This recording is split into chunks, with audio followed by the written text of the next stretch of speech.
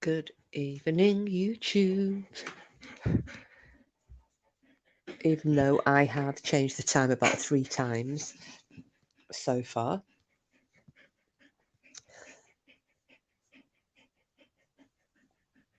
Just wait to see if people catch on, because I think I'd had it for 8 o'clock, then I knocked it back to 9 o'clock because we were going out for dinner and we got back earlier than planned. So I then realised I could probably do it earlier. So it may just be me for half an hour because people are expecting me to come live at 9. Not a problem.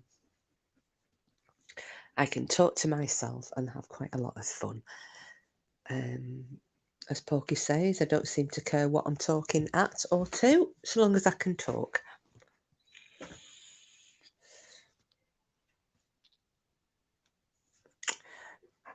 Anyway, until anybody starts to come in, oh, Cooper, please don't.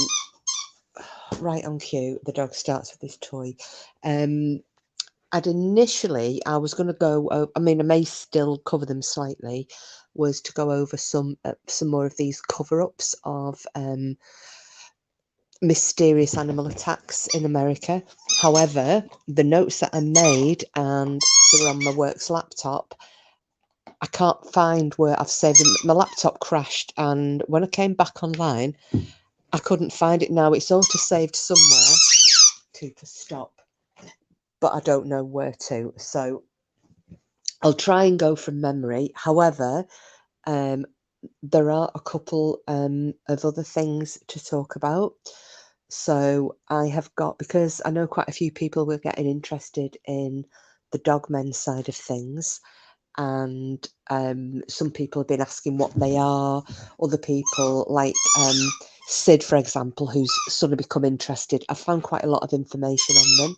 So I thought that what I can do is basically talk through what they are, what the definitions are, what the signs of them are, and so on. So I'm going to do that. Hiya, Sid, I've just spoken about you. So we've got the dog with his damn squeaky toy, which I'm going to have to take off him. I was going to say I might have to have a little jig around to tonight's live, because I don't know if you heard or not, but the notes that I made on these cover-ups, and I can't remember them all off the top of my head. I made the notes on my work's laptop and it crashed. It had to do a restart. When it restarted, I can't find where it's auto-saved. It's a new laptop. Hello, John, and good evening. John Kennedy. Okay. Do you know? Does anybody know what mine means? You can probably guess. Oh, stupid phone. Done it again. Cooper, stop. So yeah, so what I'm going to do is I've got these definitions of the dogmen, and there's a doctor as part of one of these paranormal research groups and cryptozoology research groups, and has done quite a lot of writing about what dogmen are. So I'm going to go through that. We've also got Jules Kitch spoke to me earlier, and she was asking would I read through her story that she wanted. She was trying to upload it the other night and it kept crashing spookily, as though her story didn't want to be heard. So she's asked me if I would read it. So I'm just waiting for her to send that over to me, and I'll go through that. And also, another thing is that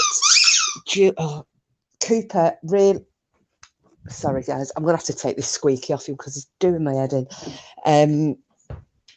Also, what Jules also found out, which she put on an email to me, was that, do you remember the other night we were talking about Lee, the guy with the haunted house that Burham Witch has been trying to help out?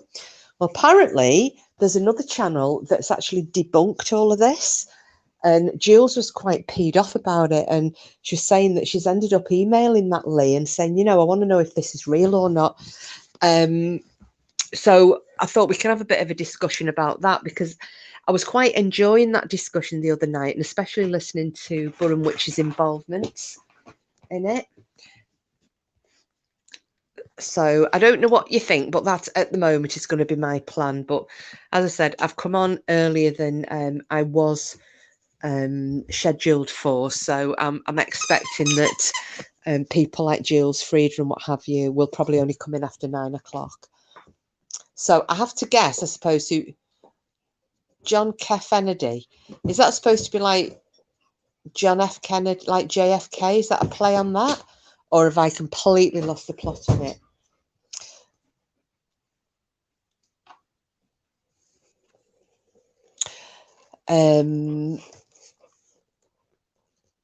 Oh, and by the way, Sid, I saw when you were talking the other night about the photographs of the footprints. I've actually seen that now. There's some big effing footprints for a dog or canine or whatever we want to say it is, aren't they? Absolutely huge. I think, didn't they say that the woman had a US size 9 foot and she was wearing Uggs, which make your feet look bigger than they are anyway? And these those footprints were absolutely dwarfing the Ugg boots, weren't they? Watched a couple of the haunted house ones, was totally not convinced. Well, do you know what, Sid? The one with the wife getting dragged out the bed,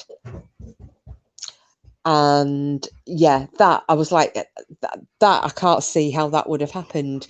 And the other one, where he was walking on the landing and the loft roof landed on his head and knocked him down. But what was doing me was the titles that he was using for each of these uploads, because they are what the more professional YouTubers with the large channels tend to do when they're trying to. It's a bit like clickbait, isn't it?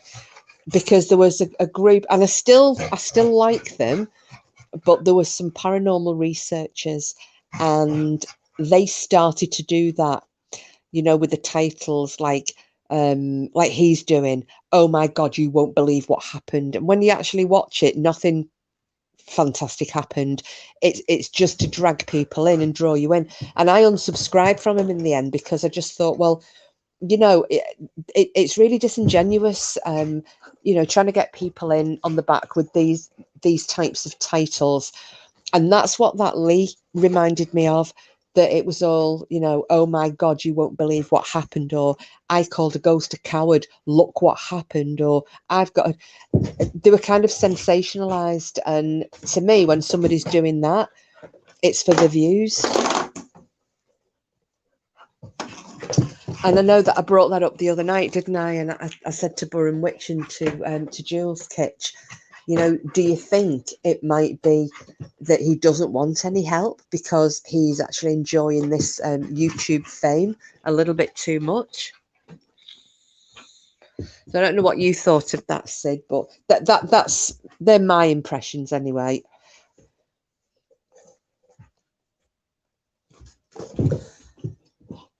And just for those who are wondering, my name tonight, well, a tolly is it's a Scottish word for a big stinky shite. So I did put the little picture of a poo there as well, just to give you a clue. But yeah, I'm Amber's bed tolly.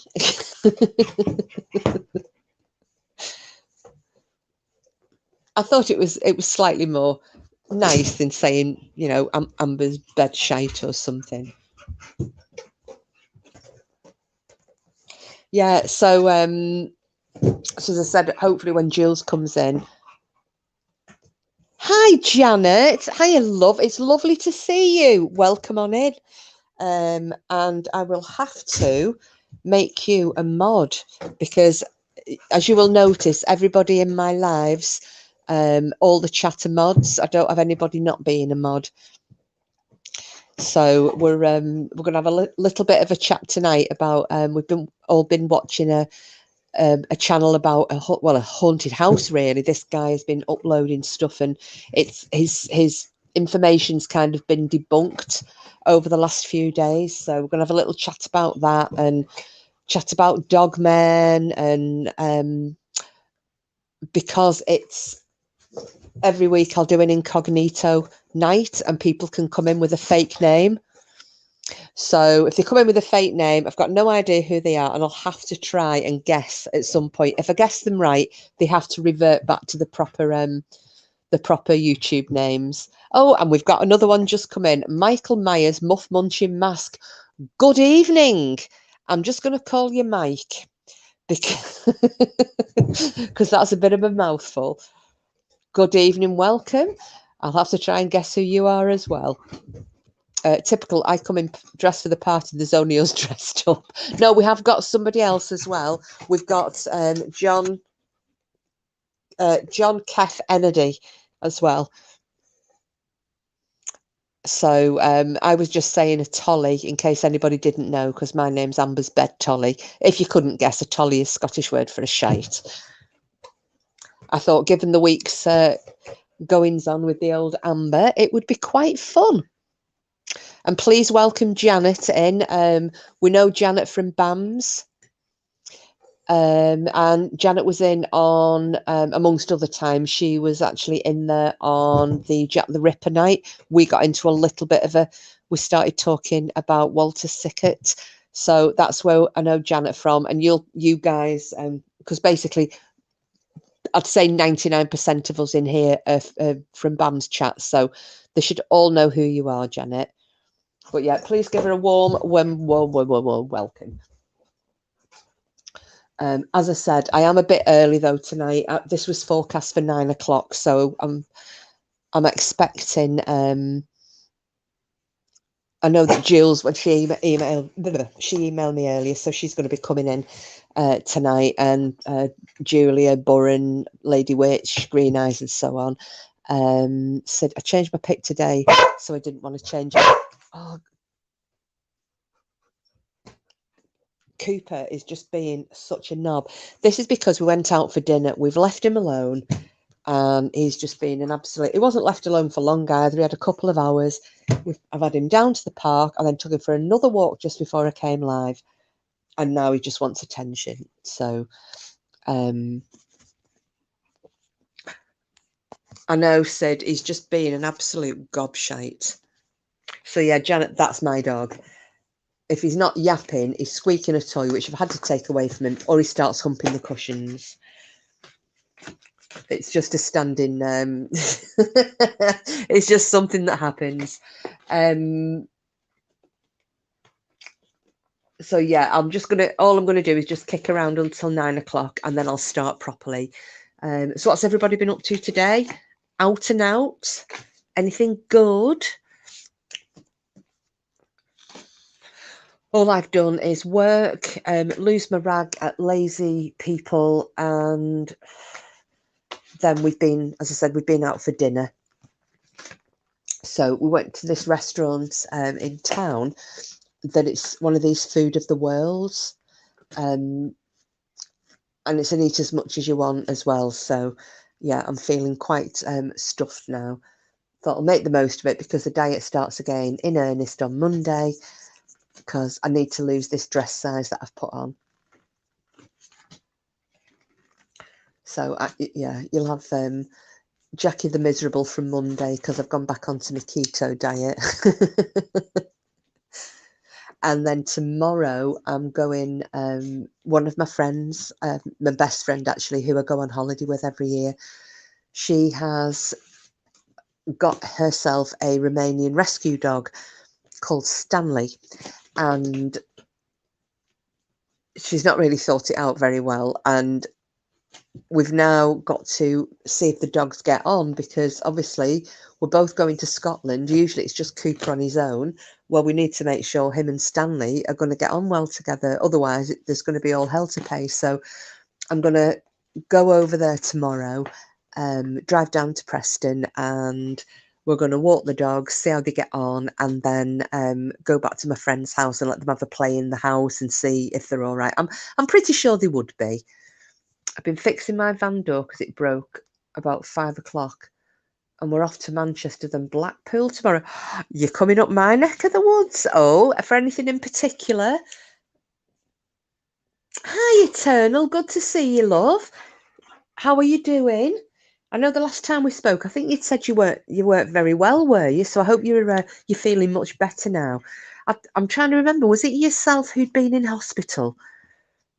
I know that Marie Detroit hasn't been very well either, and Adara as well. She's been quite poorly. So, and I forget who's told me what, but I was trying to think. Was it yourself who did say that you'd been in hospital? If it was, I hope that you're home now and everything's on the mend. Yeah, and unfortunately, because Adara is in the southern hemisphere, she doesn't always get to catch our lives, so she's usually on catch up. So if you're listening on catch up, Adara, we all miss you. Got a gig in Manchester tomorrow night, then just to Blackpool because we've not been for ages. And I'm not going to be here because I'm going over to Preston. Else we could have had a little mini meet. Janet, I'm in Manchester. Blackpool is really busy. Well, Janet, I've just moved here. I've just moved from a tiny little village in the middle of nowhere with under 500 people living in it. So I literally knew everybody. We were up on the West Pennine Moors, opened the door into fields, and I've moved from there to Blackpool. So it's not that well. I mean, I've obviously not been here, Janet, with it, during the holiday season, which is about to start in earnest. So ask me that again. But at the moment, it's not too bad. We've just been into town tonight for this meal, and yeah, it wasn't that bad at all. Got a mate in Lytham Town, so hopefully get to see him. Oh, that's lovely. I go down to I take Cooper down to Lytham Beach every morning. I do, Janet. I do miss the peace and quiet, and it's different. Then again, though, I'll be honest with you, where we are, we're not right in the centre of Blackpool. We're near Stanley Park. It is quite quiet. The only noise I hear really are the seagulls because they decide to sit on the roofs of the houses. And actually, 2 nights ago, there was the most awful squawking, and I woke up. Cooper, stop! I woke up because my other half. If you hear us talking about Porky, you'll know that it's he's my other half. Well, he's working nights at the moment, so there was this awful noise, and I woke up and looked out the window, and the flipping seagulls were bonking on the house across the road and making a heck of a lot of noise as well. So yeah, I wasn't too impressed. But I suppose I'll get used to it. Sid, I can't. Honest to God, they are really noisy. Oh, what's Eternal said? Yes, in hospital. Got out Wednesday. Blooming bowel cancer scare, but it's not back. Surgeon took 14 biopsies. Oh no. Got a lump on my lung now. Oh, I'm sorry to hear that. I'm really sorry to hear that, Eternal Flame. And I hope, it's good news and everything gets sorted for you. Martha Fokker. Hello, Martha Fokker. Are you one of the Fokkers, the famous Fokkers? As in, mother, sister, aunt, or cousin of Gaylord, by any chance?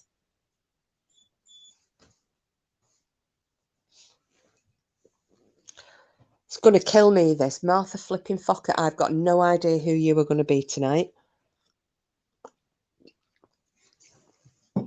So, yeah, I'll just give it another 5 minutes and then I'll start on with this Dogman stuff.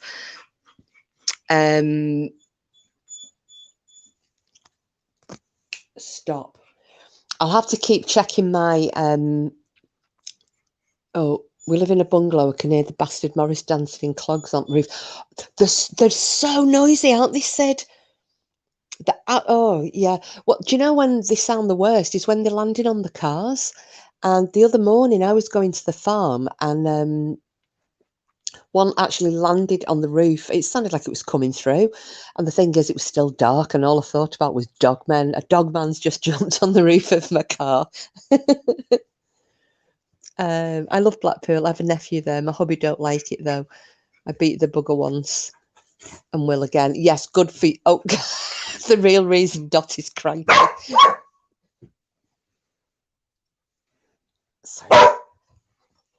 Stop. We're not having this barking. So bad. They don't land on my car, just shitting it. Yeah, well, one did a massive turd on the windscreen on mine about 3 weeks ago. But it actually looked like there was egg in it. You know, like they picked an egg up and dropped it. But it was a turd. It just had a yolk in it, which was bizarre. The real reason Dot is cranky. Do we get to know the real reason? Let me put the picture up on screen because I can't see what you are at the moment. It's probably something naughty, isn't it? What the heck is that picture? It's bigger than Amber's. Yeah, absolutely. Get pheasants on my roof and car. Listen to this, Eternal Flame and everybody else. This is the weirdest thing. I drove up to my dad's. So we're talking northwest Scotland a few years ago. And at the time, I had a Land Rover Discovery. And I'm driving through. Now, where did I get to? I think I was near Glenfinnan at the point, and a flipping pheasant ran in front of the car. Now, I drove up through the night, so this was I was just coming like dawn. It was midsummer, so we were getting like virtually were the longest day, and like 1-2 o'clock in the morning. It was still, it was fairly light. It was like dawn, really, especially that far north. And a pheasant ran across in front of me Land Rover, and I braked. And then I looked, and I carried on. I looked in the rearview mirror, and I couldn't see the damn thing. And I thought it's gone. So I probably had Glenfinnan, and yeah. So I had a fair distance yet to go. I was at least another hour in the car, probably a bit more actually. And I got to my dad's. This is like early hours of the morning. It's just cracking dawn. He came out and he went, "Chats, what the fuck is that?" The pheasant was behind the bull bars in my Land Rover. So it had kind of gone in, had stuck behind the bull bars, and ended up with the force of it, had gone behind like the grill at the front. So got my bull bars and then the grill in front of the radiator. The damn thing was behind that. And it was still alive. So my dad ended up taking off the bull bars. He took off the grill and got it out, and it was fine. It just looked a little bit battered, but it was absolutely fine. Oh, stinky winky shitsy la la poo.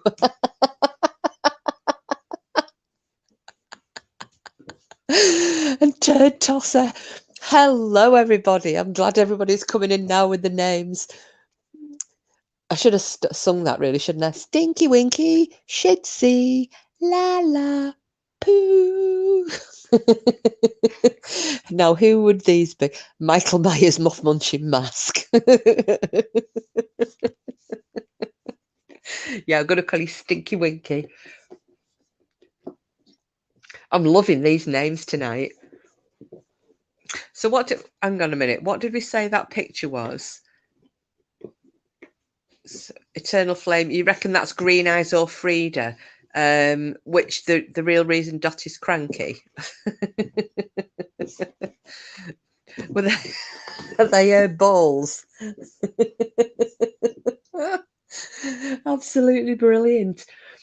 Right, well, I better crack on then, because I don't want everybody feeling like you're wasting your time listening to me chatting my usual bananas. So, hello, mummy balls. They are hardy, Eternal Flame. They're not good eating, though. I have tried to eat one, and I don't like them. Way too gamey for me. I'm not a game bird type of bird, if you will. I love that motherfucker. God, I haven't got... I would have to say, I'm probably with Eternal Flame on that. If I had to guess, the real reason Dot is cranky, I would probably have gone for Green Eyes for that. Michael Myers muff munching mask. I don't know. Can't stay long. I've got to skedaddle and mod another chat. No problem. Hang on then. Hang on. Modding another chat. Then again, though, most people mod other chats as well, don't they? Well, I'm sure I'll guess you at some point later on. Okay. Stop. Right. One of the first things on the agenda then tonight is the discussion about Lee's haunted home. Now, this wasn't on the description for tonight's live. It's just something that got brought to my attention earlier on, so I thought we can have a bit of a discussion. That's who I thought said. I thought it was Lady Witch. Now, what happened earlier was that Jules Kitch sent me an email, and we were mentioning Lee with the haunted house. So just in case Lady Witch or Burren Witch are in the chat, because we were really getting into this. Hang on, just give me 1 second. This dog is stop. I'll just get my notes, because what she said was that there's a guy that has been going online debunking Lee. He debunks these paranormal channels, and Jules was quite upset about it, because she said this guy is actually... Oh, did he? Oh, here we go. So Janet has been debunked, putting masks over the video and other technical stuff, and Eternal Flame has admitted it was all fake. Well, you see, what's happened is, I know Sid is really getting on my nerves now. Stop.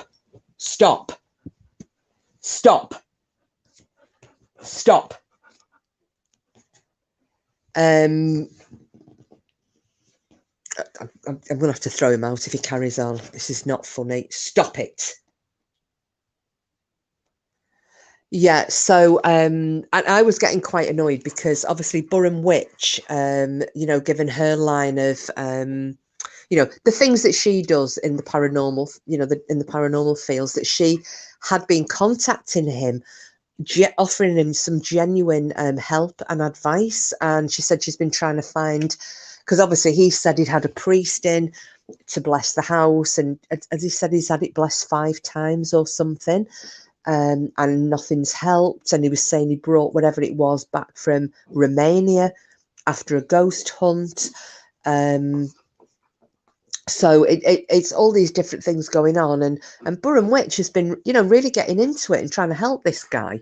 So I think if he is being, if he is lying and faking it, then it's pretty poor show. And if that's the case, then, I mean, I'm only one person, but I'll unsubscribe from him. I won't be watching him again.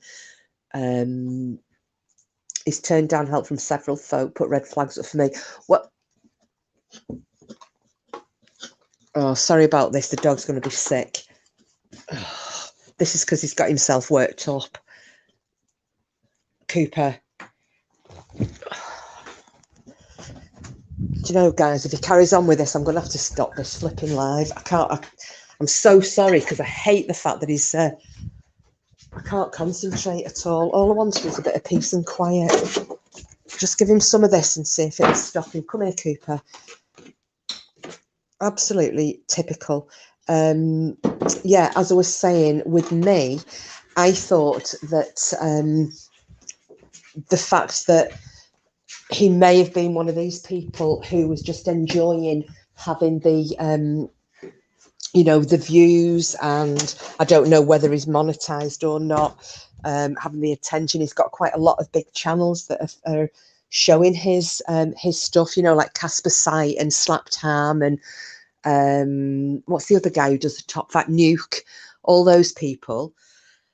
How do you fake?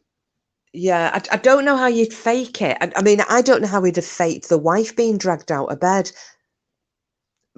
But I suppose that there are ways to do it, if you want to. But, and I watched the one, with the 2 dogs where they're on the bed and they both look really freaked out.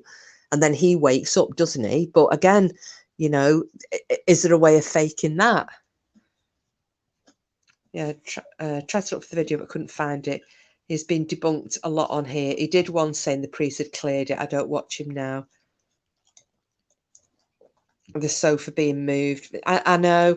What's the connect cam? I don't know what the connect cam is, said, unless Is it the thing in the bedroom that he's got? I mean, there's the one in the kitchen, you know, with all that stuff. And then, like you say, with the sofa. Cooper, lie down. Lie down. Goosebumps used to show him. He claimed it was Vlad. People. Oh, right. Right, okay. Software that displays stick. Oh, that. Right, I'm with you now. Yeah, the stick men. Yeah, because he had one showing them. Is that thing? Yes, it is said. Because I started to watch a couple of those. Because I was on about that to Porky. Because he got, Porky got an app that does it, but anything that looks remotely like a person. So, say you've got a plant and you're pointing at it, it comes up as a stick man. So you think that you've got a ghost in your plant, but it's not. It's actually just using that vague shape. Now that's just the app. So I don't know, you know, if any of these fancy cameras that do stuff like this. Yeah, well, that's what I'm saying, Janet. It's, you know, we were just using it. I think Porky pointed it at a candlestick. You've been locked out. Oh no! What, out of your phone or out of your laptop, or hopefully not out of here? That's it. It is. You're right, Sid. It is an SLS. Yeah, Jules, we're just talking about Lee, and quite a few people in here now have said the same thing. You know, that they've seen. You know, he's claimed at one point he admitted it was fake. So yeah, it'd be interesting to see if you get a reply back.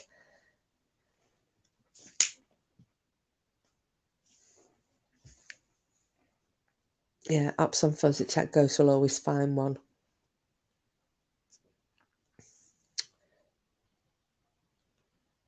Yeah, it's. Oh, has he? And what's his one that is uploaded tonight, Michael Myers?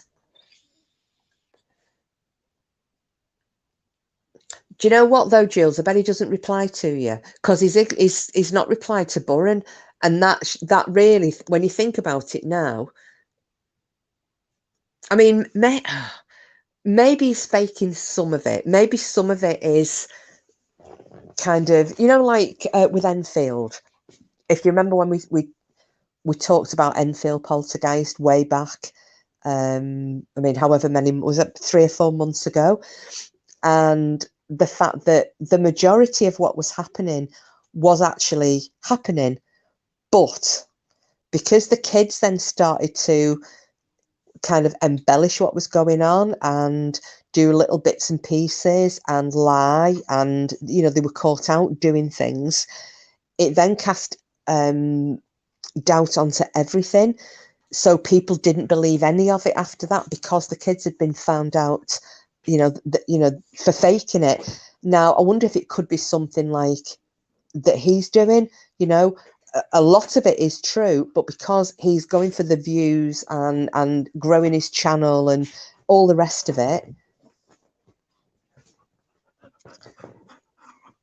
There are never any comments in his channel that are question or negative. Do you think he's removing them, Janet?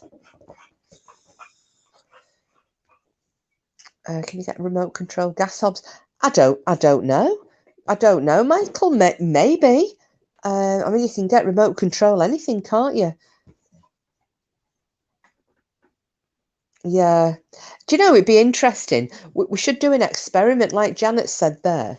Maybe we should all go along and leave a slightly negative comment on his latest video and then see if they get removed or not.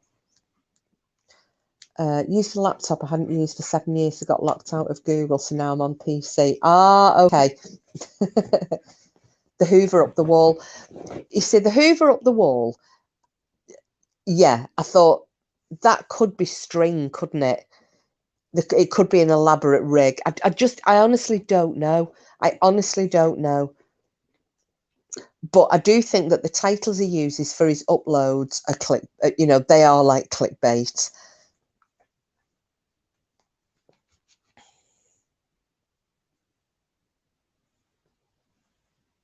So, but yeah, I think we should do an experiment. So if he's just uploaded something tonight, maybe a few of us, you know, whoever fancies doing it, leave some form of a negative comment. Not being rude. I don't mean being rude, but you know, along the lines like Jules has done, questioning him, you know, is this fake or is this, you know, something like that, just something negative, and then we'll see what happens. He's been pretty quiet until recently. I had a couple of questions removed, but he answered a couple as well with a ghost emoji. Okay. And were you questioning the authenticity of the videos, Eternal Flame? The shape explains and shows you how he's done. Oh, do they? Have you got the link for that channel there, Jules? Do you think you could share it with everybody in chat? The Hoover is held up by someone, then that's where the technical mask comes in. It's apparently easy to fake. Wow. Well, as Jules is just saying there, it's a channel called The Shape that's been doing a lot of debunking. So that's what I'm going to go and have a watch of.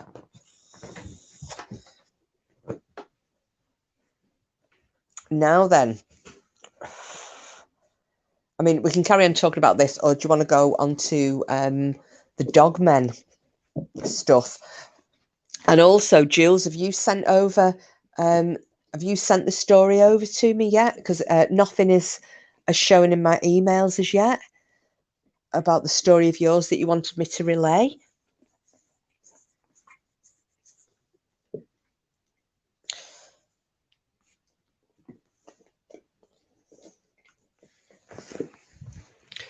But I will just go, because I've got my my laptop plugged in the kitchen. I'll just go in here and have a read you some of this stuff that I've got. And there are some cases of dogmen. Now, it's around the Kansas area.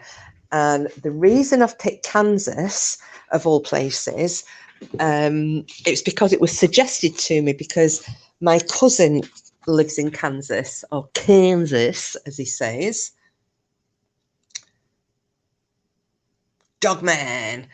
A dogman, Janet. Well, and this is what we're going to get into tonight, because they're known by many different things, aren't they? It's what would be called, well, you've heard about Black Shuck over here, the bar guest, the hellhound, wolfman, even a werewolf.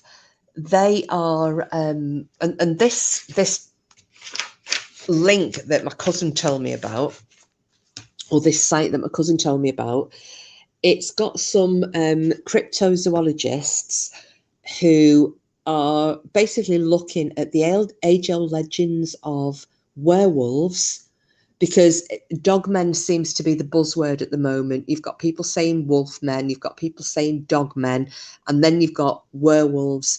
And this lady, the actual site is called Flint Hills Paranormal, and she actually says that she thinks werewolves and dogmen are one of the same. She said it's just that, you know, that the names and the descriptions have changed over time. Coops will get more fidgety when you talk about dogmen. Well, actually, I've left him in the front room. He's in the front room with Porky's daughter, and I've come in the kitchen while I'm going to read this off my laptop. So hopefully he'll stay nice and quiet. Oh, thanks for dropping that link there, Jules. Hope I never meet a dogman. No, I don't want to meet one either. So, just for anybody new to the subject, and hopefully Janet, this will help you. Okay. I'll go through a description before I go through into a few cases and sightings. Okay. So, what are they? Now, there's a lady called Linda Godfrey who was a newspaper reporter in a small town in Wisconsin in 1991, until at the edge of her town on Bray Road, several people began seeing a frightening creature eating roadkill, running across the road or lurking in the bushes. There were so many reports that she wrote a story in the local paper about it, and it's called The Beast of Bray Road. Now, I don't know if any of you have heard of that. There is a film. Well, I think there are two now, but there is a film called The Beast of Bray Road. I watched it not that long ago, actually. It's pretty all right. So she wrote that on December the 31st, 1991. This beast and her story became a sensation, and Ms. Godfrey has since written numerous books filled with eyewitness reports and has become the premier expert on the dogman, wolfman, werewolf experience in the United States. And it goes to show how a little monster can help your career. I don't believe in werewolves, but I definitely think there are dogmen. Well, this is what this lady that I'm reading this story from. She thinks the one and the same. She thinks that they've always been dogmen. It's just that, you know, hundreds of years ago, they didn't know, and that comes from the old. It's the Saxon word, isn't it? Werewolf.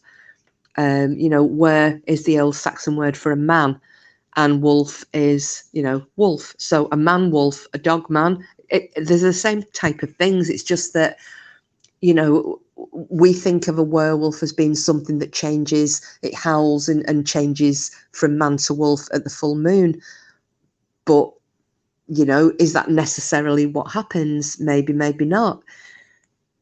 Yeah, Jules, he's good. There's another one, I can't remember his name. It's on the tip of my tongue.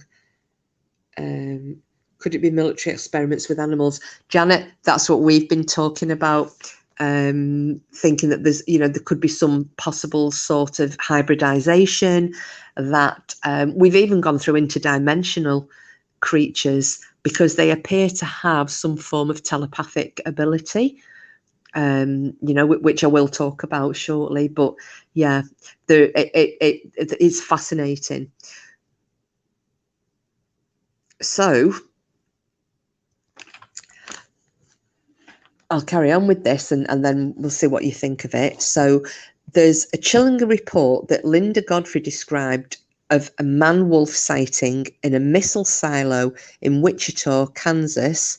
And she wrote about this in a book which was called Real Wolfmen, True Encounters in Modern America. So I'll read you the story. See what you think. In 1973, a 13-year-old young man and his friends had a habit of sneaking into an abandoned missile silo that once belonged to the Boeing military works south of Wichita. They had to climb the old silo and go through a trapdoor to get up on the roof where they were capturing pigeons, trying to train them to become homing pigeons. One bright moonlit night, they were heading to the silo when they saw a large, ominous figure up on the roof of the silo.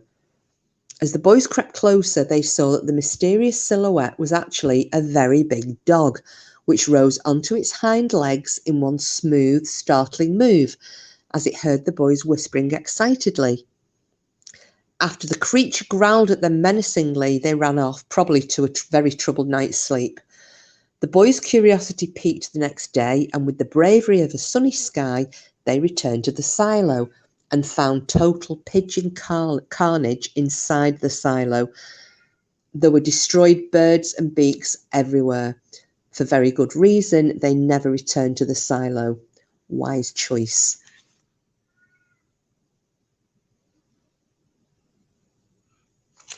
Eternal Flame just wants to know, is Martha Fokker Frieda by any chance? Okay.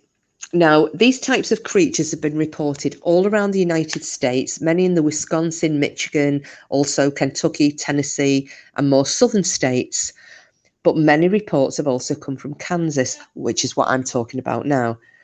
So, what can these creatures be? Are they flesh and blood animals, spiritual beings from another dimension, or just nightmares playing out in our reality? We do know that they are not wolves, since true wild wolves have not been in Kansas since the early 1900s. Hunters did shoot a large coyote, they thought, in 2012, but Wildlife and Parks tested the DNA and found that it was a grey wolf that had lost its way from a wolf population living in the Great Lakes area. Okay. Oh, look at that. Frida's been sussed out. Eternal Flame, you guessed me. How did you guess? Well, I didn't have a clue this time, Frida. I didn't know that was you. Just the link you put in, that's all. I can't remember the other one now. Oh, right. Sorry. She'll catch up with you in a second, Frida. But well done, Martha Fokker. So, throughout time, there have been many, many kinds of spiritual dog or dogman beings that have been important to different cultures. From the Egyptian dogman Anubis, the Sumerian goddess Bau, the Norse god Fenrir, the Greek god Cerberus, the Shinto god forms of Kitsune, the Irish shifter Morriganto, the Egyptian god Set, and a plethora of European sightings of hellhounds, werewolves, black dogs, and other shiny canids. These are known by numerous names, such as Bogey Beast, Kusith, Padfoot, Devil Dogs, Black Hounds, and the Girt Dog. In America, the Native Americans have a very close relationship with nature, so wolves, coyotes, and foxes played a large part in their rituals and beliefs, like the Hopi god Poco Kachina, the shapeshifter skinwalkers, and the prankster fox, amongst others. Okay. Right.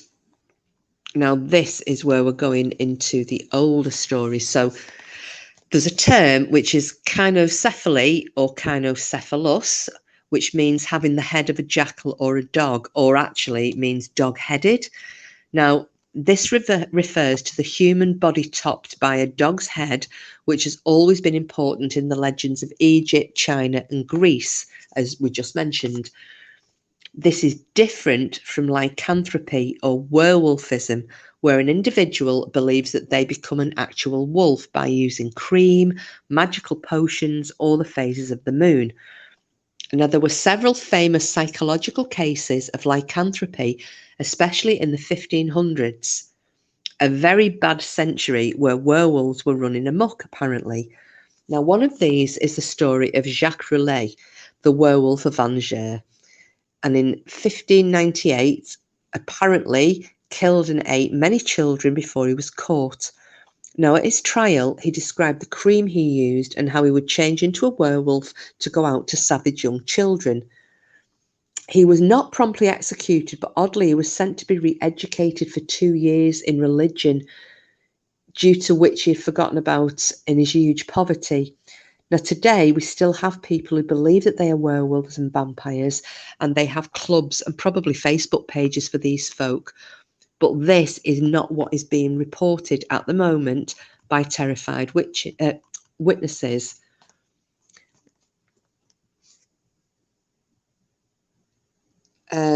Jill's Kitch wants to know if Sheila is the turd tosser.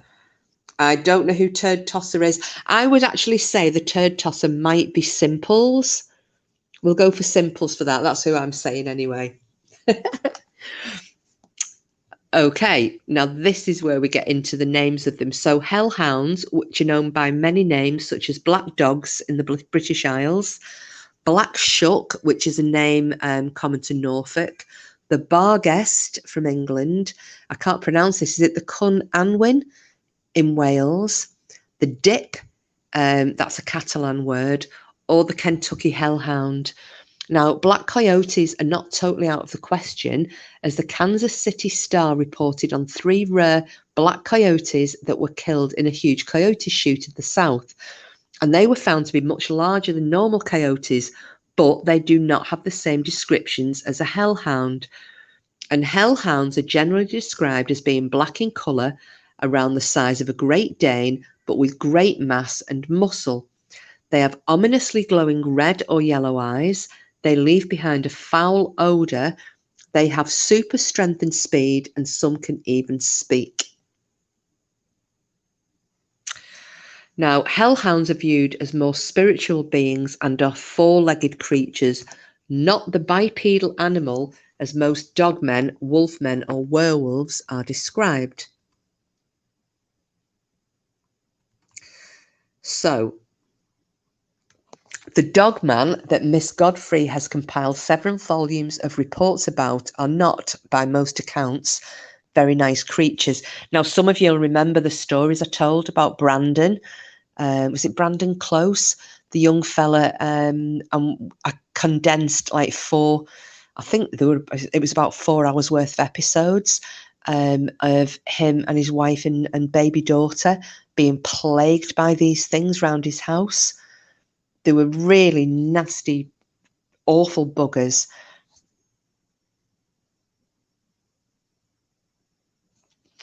So they're nocturnal, generally with the greatest activity after dusk, and are very aggressive. So this basically now, Janet, as you were asking, this is basically describing what a dogman is.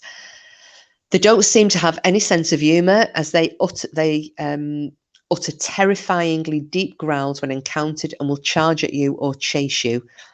They come in all colours, including white, but are generally dark, mainly dark brown or black with a reddish cast to the coat. They range from 5 to 8 feet in height, very muscular upper body and a more human body shape, but with the feet that are more like a dog's. The front part elongated, walking on the ball of the foot, and the heel is off the ground. Now, the hands are like elongated paws with sharp claws at the end. They can be quadruped when running and then stand up and walk as a bipedal animal. The head is more shaped like that of a German Shepherd with very large teeth, and they either have a very small tail or no tail at all. Some believe that they are misidentified Bigfoots, although some researchers believe that there seemed to be some possible issue between the two large predators, as they are not generally sighted in the same area. Many of the sightings occur when they are involved with eating roadkill, chasing prey across a road, or a hunter goes to get the deer he's shot and it's being devoured by one of these creatures. Although there are many sightings where the witness has been charged by the dogmen, there are very few stories of anyone actually being attacked by one. Well, we can debunk that one straight away, can't we? Because we covered the slaughter at Land Between the Lakes a couple of weeks ago with the family of 4. Yeah, Janet, we started doing these dogmen stories a couple of months ago, and a few of us have, after going through the stories, started getting interested, and we're watching the Dogman Encounters channels. There are like 3 very good ones that I would recommend. So that's kind of piqued everybody's interest. And some of the stories, especially some of the ones that I was telling, they really are, they're just terrifying. I mean, one of them, I'll very briefly, does anybody mind if I just briefly touch on Brandon Close's story again, just for Janet, because she's missed it? Welcome back, Frida. Turd tosser sounds like a werewolf to me. Yeah, absolutely it does. Now, Brandon, he is a young fella. He lives on a huge property. He has a wife and a baby daughter. Now, yeah, let's go, Brandon. And you'll remember this one, Sid, no doubt, because I think you've probably heard this on your own away from this channel.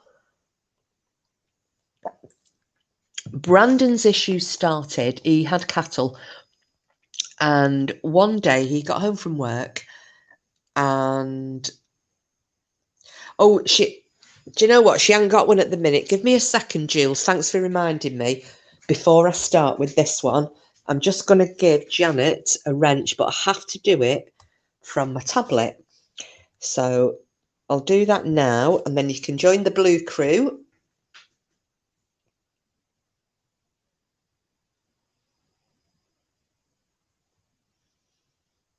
Oh, flipping. Oh, do you know what? I can't do it. Oh, damn it. I can't do it on that thing. Right, give me 1 second. I'll try it another way. I might go off my screen for a minute, but I will be back. Stay in your seats, guys and gals. I'll be right back.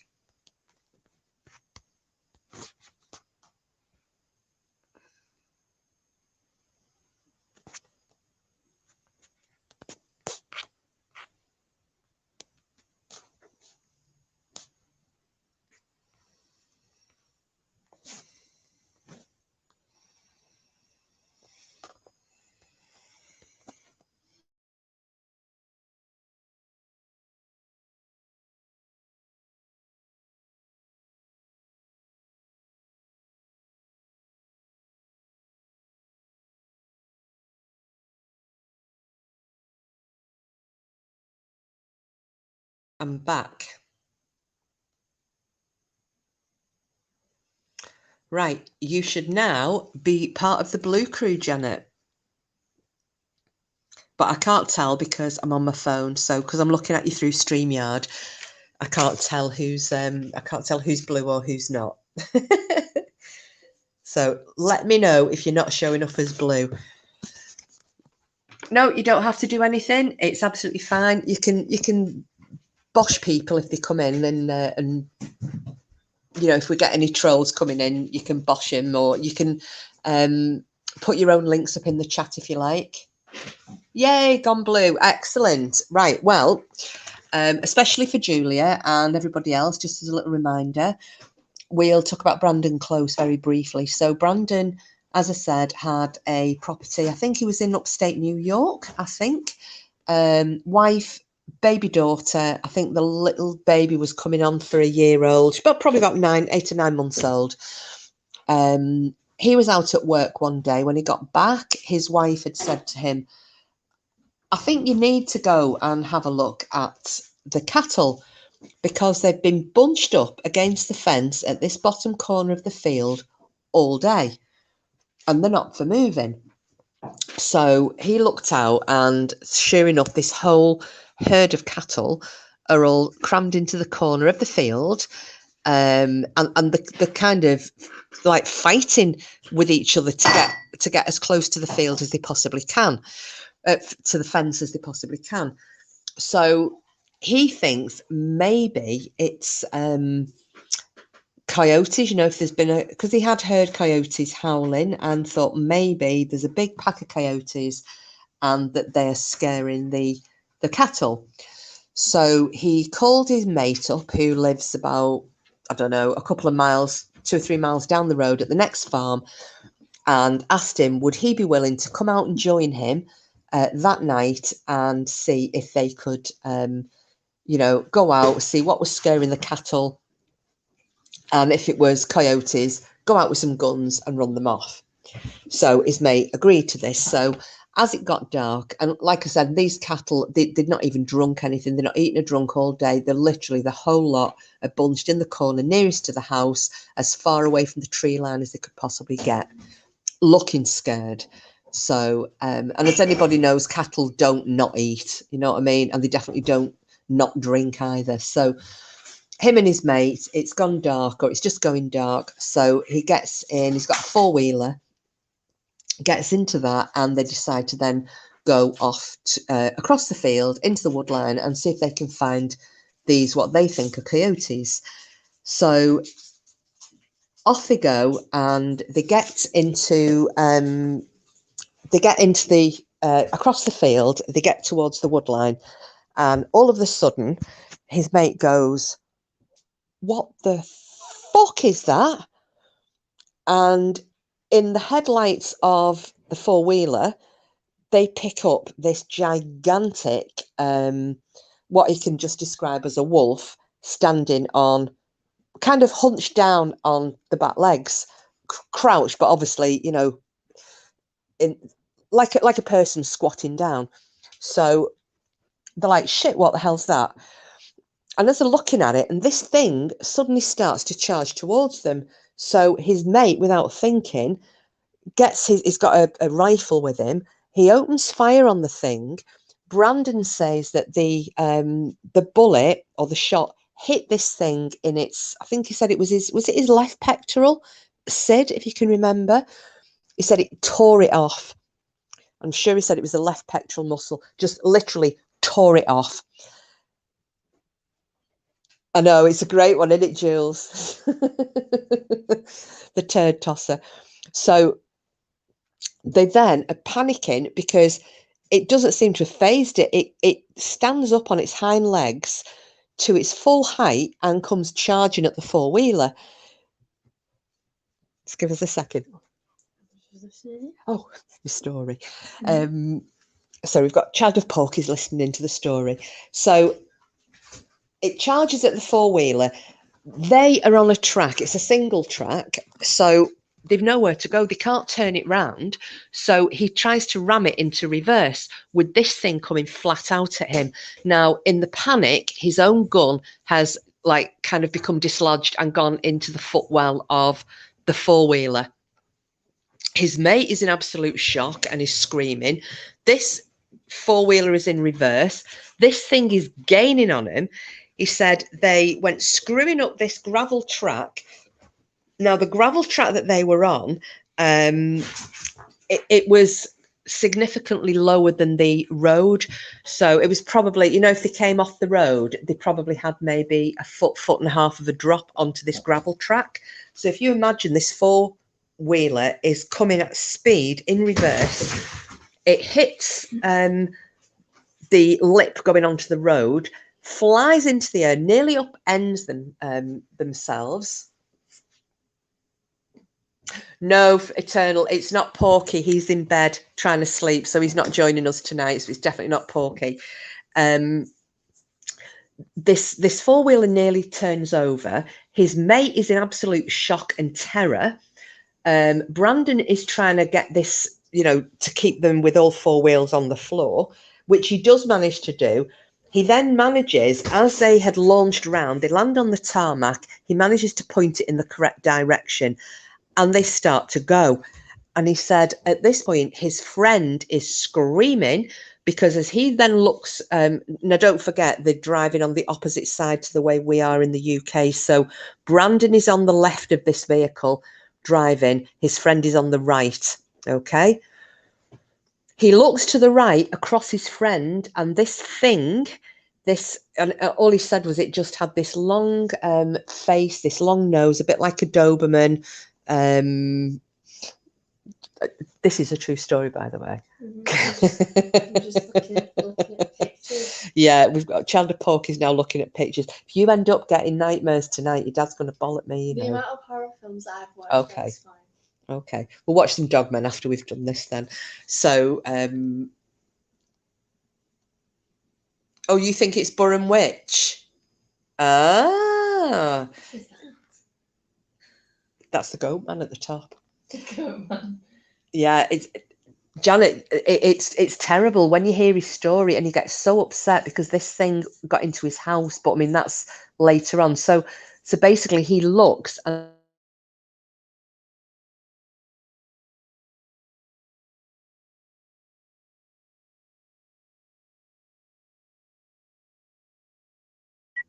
then he said the four-wheeler started to slow down. This thing had its hand on the front quarter of the vehicle and was pressing it and stopping it from moving. And he said it was actually slowing us down. He said the engine was screaming its arse off and wasn't going anywhere. And he's like, oh my God, we're going to die. He's fumbling around in the footwell to try and get his gun. And he said, and I think it was just as he went over a bit of a bump, this vehicle is slowing down. This demonic looking thing is basically trying to get its head in the window. His mate's having a meltdown. It's slowing them down. And whatever had happened, but it managed, this gun, his fingers connected with it. So he whipped his shotgun up off the floor. Obviously it's loaded, but he's trying to cock it with one hand while he's driving. And this thing spots it. Now he said it just had that glint of recognition in its eye, as if to go, oh, that one of those just caused me a whole world of pain. Because don't forget, his mate had shot it and it's tore its pectoral muscle off, and it took its hand off the vehicle. And at that point, it was like going into Mach 4 because things sped up then because there was nothing stopping it from moving. So he said they basically screwed back along in the direction of home. They left this thing in the taillights. They get back to his farm. They're both absolutely terrified. And he's going, what the hell? What the hell have we just seen?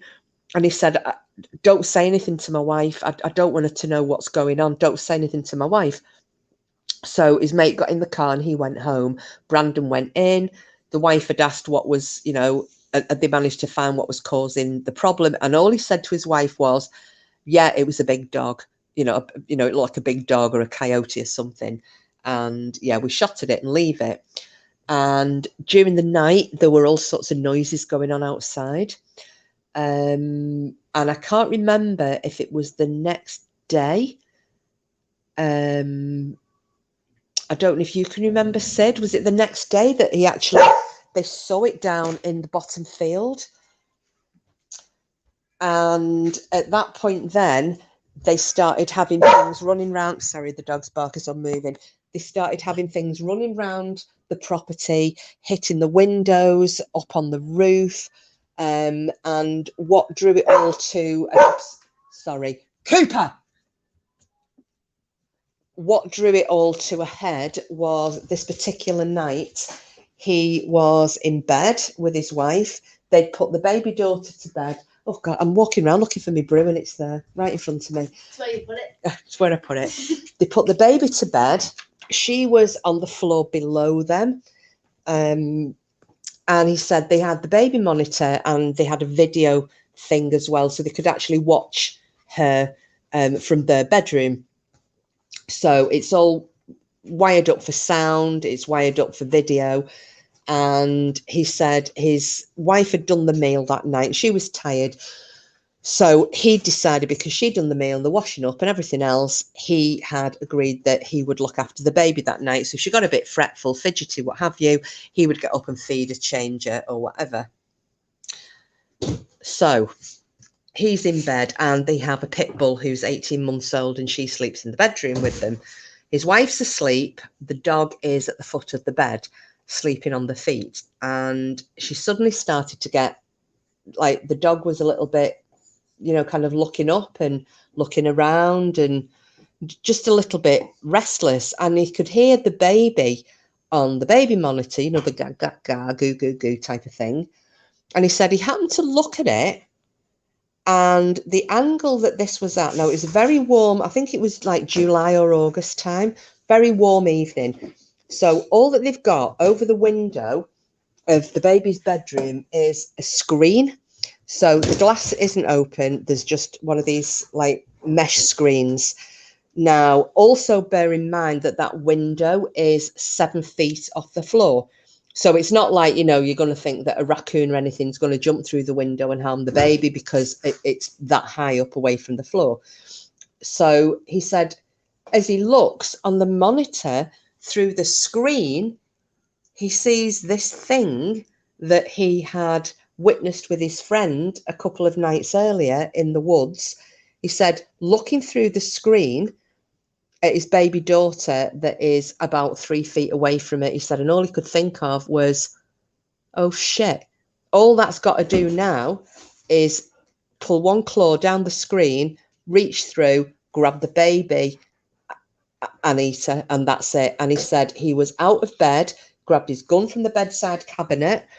He said he ran down the stairs. His wife had kind of woken up and he's just like, shut up, like this. The dog wouldn't go with him. The dog was terrified. And he said, this is a pit bull. She wouldn't move. He is along the landing. He's down 2 lots of stairs. And he said, as he's running, he's cocking this gun and he's thinking, what am I going to open this door to find? Am I going to find that my daughter's gone? Is this thing going to be in the room eating her? Or is she just going to be...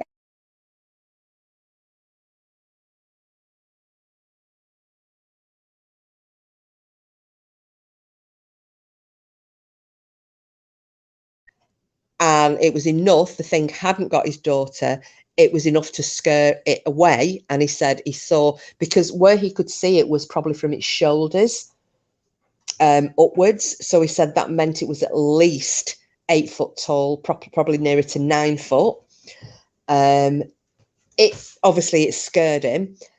He scared it. Then he'd scared the baby because he'd burst into the door screaming. So the baby's screaming her head off, and he just ran in, scooped the baby up, ran back up the stairs to his wife, who's awake by this time and demanding to know what's gone on.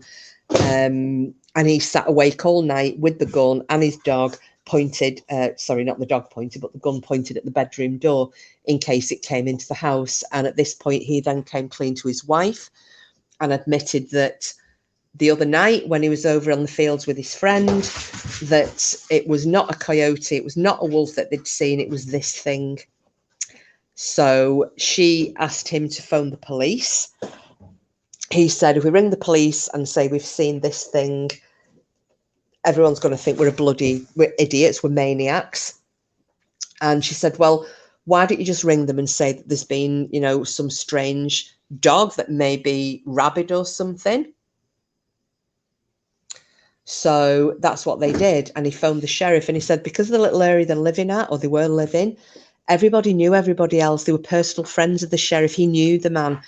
And when he came out, and I think he came out with a couple of deputies, and at this point, because they were going to go and look for this coyote, and Brandon thought, I can't let them go into the woods because, if one of them goes wandering off on their own and sees this thing, what's going to happen to him?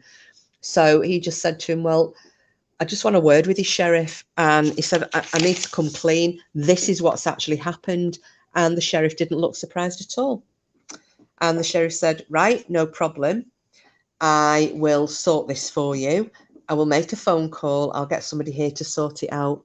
And he said within a couple of hours, there was a unit had turned up of, they looked very paramilitary. They wore no insignia, so they couldn't be identified as any particular branch of the army or special forces, but they looked very special forces.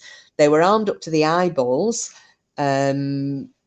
There were a few suits there as well who he thinks were, like FBI or CIA, and they said that they would sort this issue out for him. And basically that's what they did. There was a lot of other things that went on. They had a machine.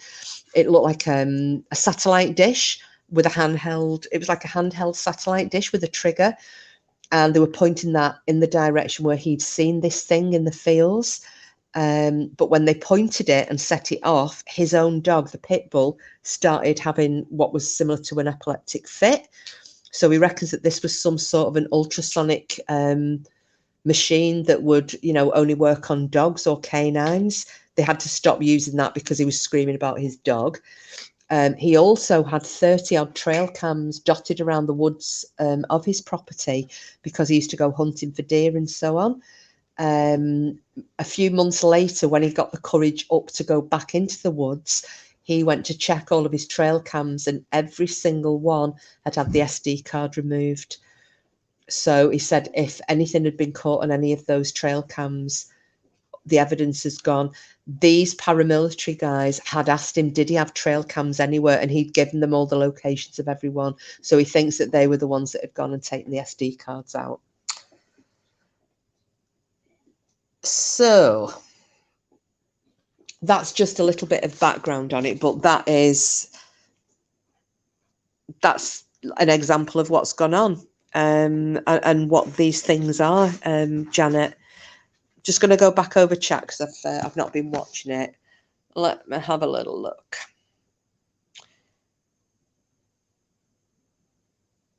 Janet, sounds like something from another world, like you said before, of another dimension, very freaky. Did it follow him home? Eternal Flame, it followed him home, and he had months of this. They've now given that property up. It's his family property. He doesn't want to sell it, but they've had to move because this thing or things were actually gaining access to the house. He had 2 different occasions where they were actually in the house. One occasion where it was in the barn outside, he shot it. But he became so concerned for his daughter, for this baby. Bet his wife ambered the bed. Absolutely.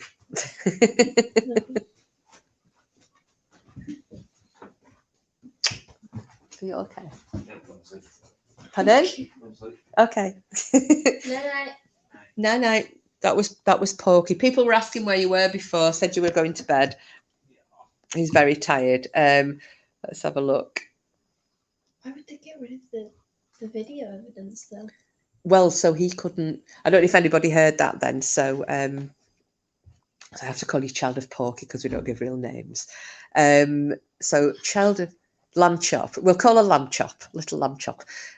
She's just saying, why would they get rid of the evidence? Well, they got rid of the evidence for him to get so that he couldn't show it to anyone. He couldn't go to the newspapers or the television stations or to somebody like us and go, look at this is a dog man, or look what's on my property. We think there is a government cover-up. The government are covering because there's been people killed by these things, and every time this kind of paramilitary unit come in, they clean up and all evidence disappears, DNA evidence, weapons that have got blood on them. Yes, yeah. That's what I was going to do tonight. We've covered some cases the other day as well. Is that what your fancy notebook's for? Yes. Ooh. See, fancy notebooks. You can see my notebook. Let's have a look. There's not enough been on YouTube lately. Yeah, she was. She were on the other day, wasn't she? Oh, you think Turd Tosser is Denny? Turd Tosser? Is it Denny? Janet, Special Forces being brought. Oh, what's happened there? Oh, I lost your thing then. Oh, it's Danny. Hi, Danny. Hello, everyone. I'm away on vacation, just popping in to say hello. I just made a donation for Lady Witch's Cat Fund. Anyone helping the feline rescue community is a rock star to me. Danny, thank you so much. That is brilliant. I think Lady Witch has gone from the chat. I think, if that was Lady Witch who was in before, but I have highlighted your comment. Thank you so much. I did mention to her a while ago that I know that you work with a cat shelter, so I knew it would be very close to your heart. So thank you so much. That's really appreciated, and I know Lady Witch will be made up. Thank you. Have a lovely holiday. Whereabouts are you? Eternal Flames in bed, paranoid, looking through the trees. God, I would be. Oh, dang, Incognito. Sorry, I'm boring. No, you're not. Not at all, Danny. Not at all.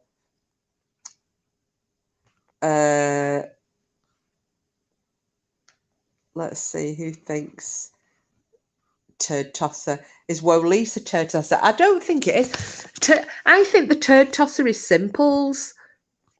And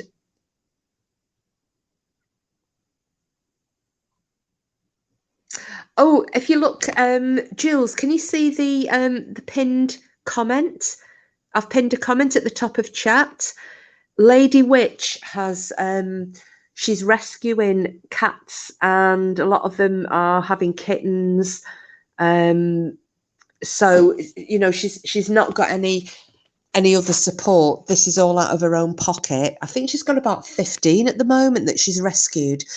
So she needs, obviously, she's getting them vaccinations, and she's wanting to get them spayed and neutered so that these, you know, the kittens stop having kittens and adding to the problem, you know, and food and kitty litter and so on. So it's just her PayPal. You know, just in case anybody can help. So that's what Danny's done there, which is lovely. It's really kind of her. So yeah, and any little donation that you can make to Lady Witch to help her with the kittens and cats would be very much appreciated, because like I said, this is coming out of her own pocket. She's not got any financial support from anywhere. She's just doing this as a cat lover. So yeah. And once again, thank you, Danny, and thanks everybody else and anybody else who's donated or intends to donate.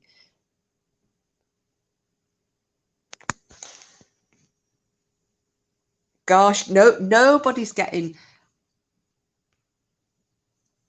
Turd Tosser. Right. Is it Meadow?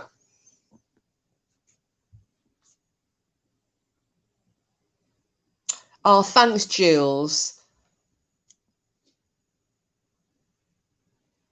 Yeah, Raven's been very, very busy, and she's working a lot, and I don't think she's been very well either. She's had the COVID as well, hasn't she?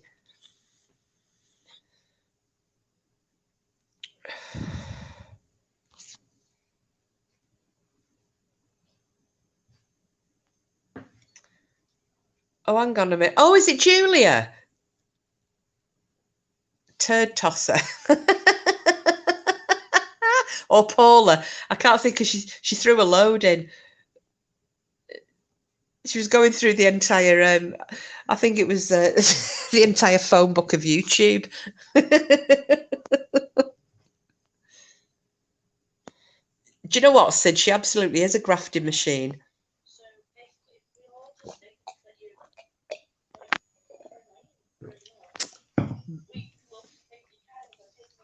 Hang on. Yes, it's me. Which me, though?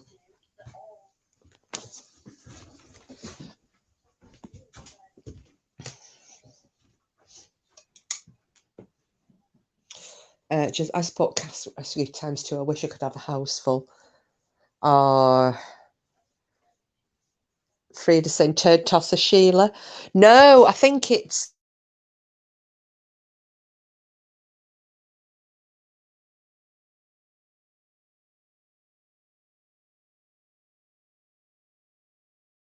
the muff muncher. Oh, it's Julia. There we go. It's Julia.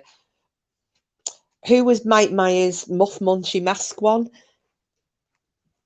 It was that Simples. Does anybody know?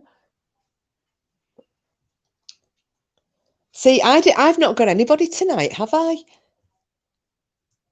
I think I've been really rubbish.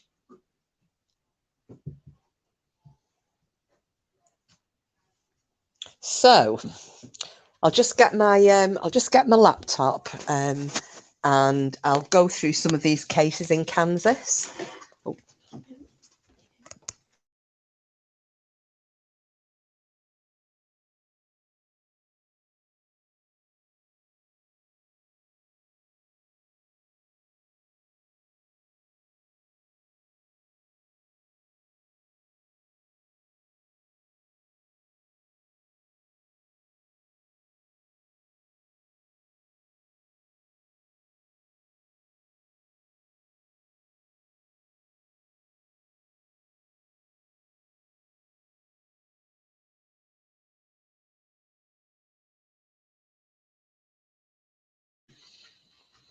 Right, I'm back. Okay. Yeah, but who is Mike though? Let's have a look. So we've got Michael Myers, muff munching mask. Is that Denny? Or no. I'm gonna go for Kathy. And we usually have Starlight as well joining in at some point, but I'm thinking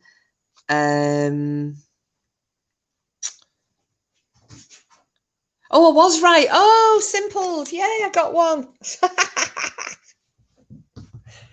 Excellent. You see, I'm going to have to, because I had the issue with these cases, these cover-ups, and the notes getting lost on my laptop before. I'm probably going to come on again tomorrow. I'll do an early-ish one. Just to go through these dogmen cover-ups, these mysterious animal killings or animal attacks. So I'm just going to read through these cases from Kansas. Okay. So Osage County. Now, overall, this is one creature with its bad disposition, size, and fear factor you'd not want to come upon in the woods. But there are sightings in Kansas, some too close for comfort. And one sighting occurred at dusk in 2016 in Osage County. A gentleman was driving home on a dirt road on a hot summer's evening from shopping at a nearby town. He was driving slowly due to the curves of the road. One side of the road was very steep and looked down into a field. As he was driving, a group of deer thundered out of the woods and across the road in front of him and down the hill. He decided to stop in case more deer came bounding out of the surrounding woods and he could watch them in the fields below. As he was stopped, that's when this thing jumped out of the woods running after the deer. It landed in the middle of the road and cleared the rest of the road in one stride.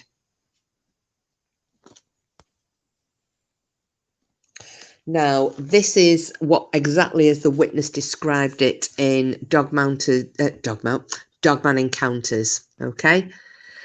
It's so hard to comprehend what I saw, but it sounds like the descriptions that have claimed on here. It was a grey figure with a short sleek coat. I didn't see a tail on this creature. It was on all fours and was the same height as the deer. Its head was very odd because it looked like a dog's head with cropped pointed ears but had a very short muzzle. It briefly turned its head towards me when it crossed, and its eyes, I wouldn't say they glowed, but they weren't normal animal eyes. They were like dull yellow, and they definitely stood out.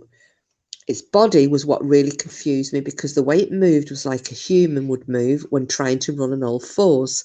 Its gait looked lazy, like he was just kind of loping along the road. It was very muscular on the front end, but had a very thin, almost sickly looking abdominal area and hind legs. Now, once it crossed the road, he lost sight of him over the embankment. I was so confused as to what I saw that I didn't tell anyone right away for fear that they would think I was crazy. So that's the Osage County one. We've then got Jackson County. Now, although the guy from Osage had no idea what he saw, but it certainly stood out to him as not a normal animal, it's also very normal for a witness to not want to say anything about their experiences due to ridicule. So there are two similar reports from Jackson County, and these are on dogmanencounters.com, which, that's one of the channels that I always ask people to go to.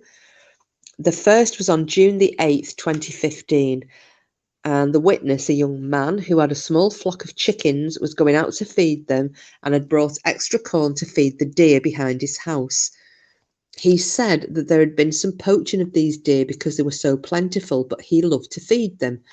He thought he saw a doe sleeping in the tall grass outside of his home and went over to try to get a photo of it to show his mother later.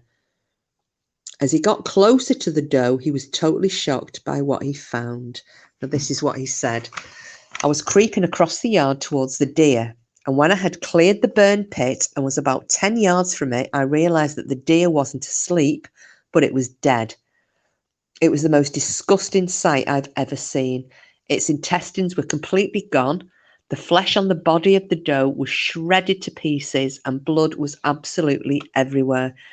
It looked as if it had been sitting there for a while, and it smelt like it too. Most of the blood was dried, and the air reeked with the stench of rotting flesh, urine, and what seemed like a hint of wet dog. Now, this wasn't the end of the tale. He was going to head back to the house when things got worse. I'd barely taken a few steps when I heard a low, snarling growl that sounded like a wolf, although it seemed distorted as if it were being played on an old radio. Now, he apologised and said, "I'm sorry, that's the only way I can think of describing it." Against my better judgment, I turned my head around and saw what looked like the biggest fucking wolf I'd ever seen. It was on all fours, its fur was black and matted in places. Its face was what you'd expect a wolf to look like, although it was broad and the muzzle seemed a little short, although the way it was curling its lips made it look as if its snout was plenty long and its eyes were yellow. Not a bright yellow, if that makes sense. Its ears looked like that of a Doberman pincer, and the cropped effect that they have. Its front legs were long, and it looked as if it were a bodybuilder. Its paws, if you can even call them paws, looked like huge hands with long claws at the end of them. It stood up, and I heard the most sickening popping sound you could ever imagine. It sounded like the sound of popping joints, but it seemed amplified as if it were being played through a microphone, and the sound was coming out of loudspeakers. Its body looked like a bodybuilder's pumped up on steroids. It was so big. It had no tail, not that I could tell, and it seemed to tower over me, although I was a good 10 metres from it.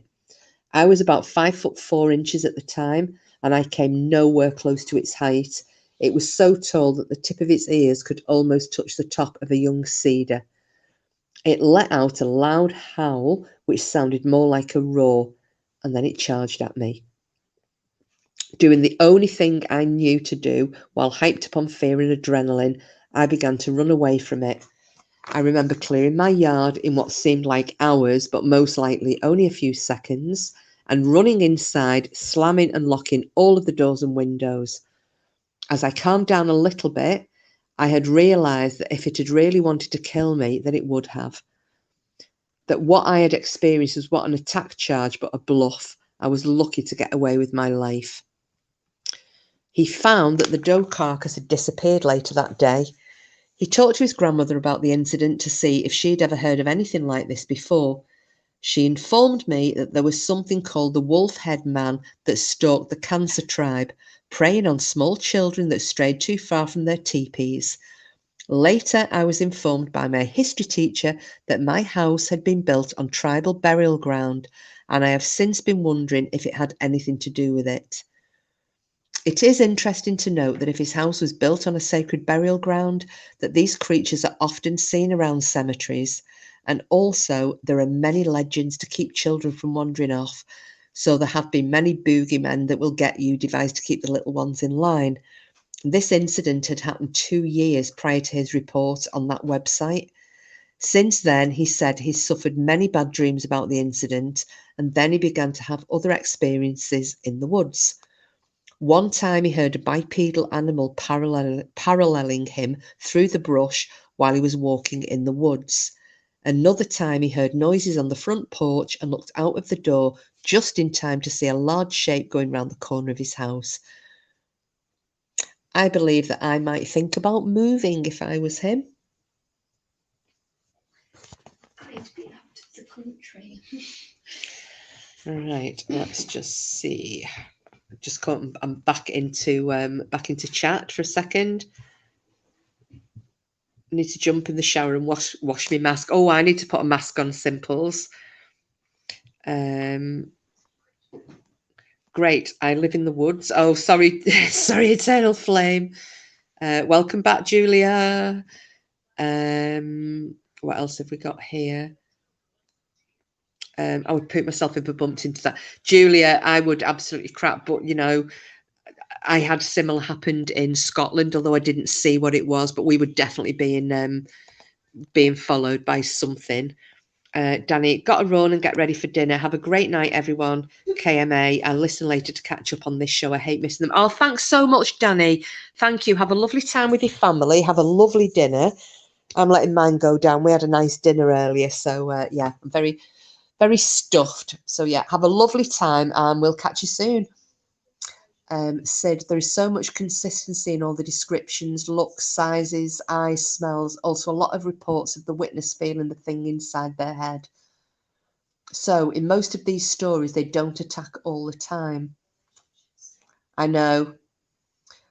Sorry guys, all these talk of dogmen, I had to go and shave my legs. I was just wondering, maybe these creatures just want to communicate with us, but they don't know how. I don't know. You see, Janet, I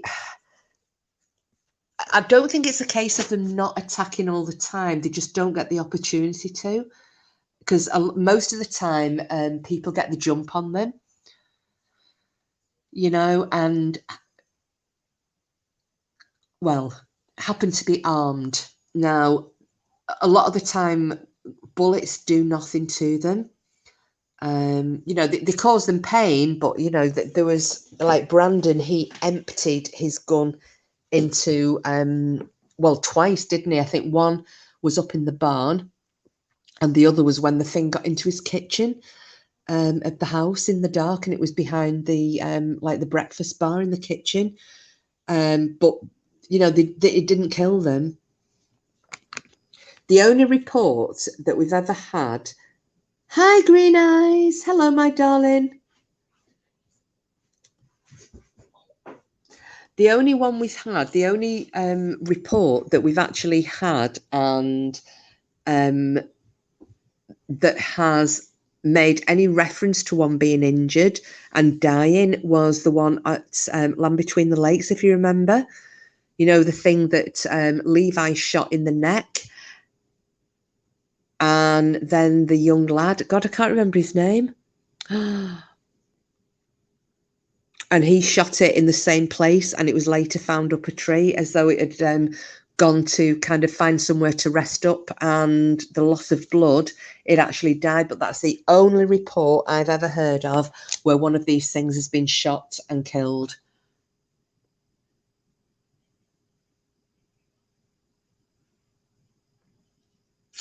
It didn't kill Brandon, but it had a good few opportunities. Like when it was trying to stop the four-wheeler, you know, it only let go when he pointed his shotgun at it.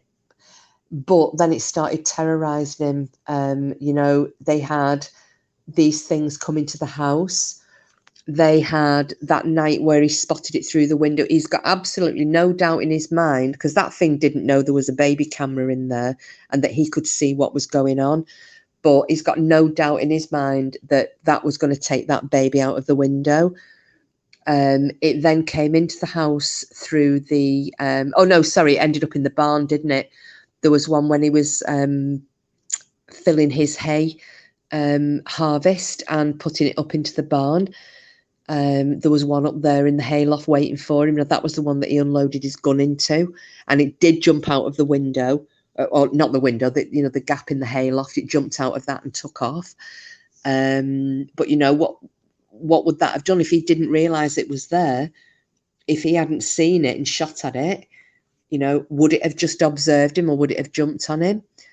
You know, there's no other reason that I can think of for it to come into his house unless it's to do him some form of an injury, because it then got into the basement, and that was his fault, because he said he realised he'd left the outer door open to the storm cellar, and this thing had got in that way. And then on the final occasion prior to the moving house, it actually was in his kitchen. And again, that was another time that he unloaded his gun into it. So I'm not sure. I think a lot of the time, you know, people have either managed to get away from them, or they've got the drop on them. Like these things haven't realised that, you know, they had the gunpowder or what have you. And as Sid and I were talking the other night, there was one of these cases, which is in, I think it was Texas.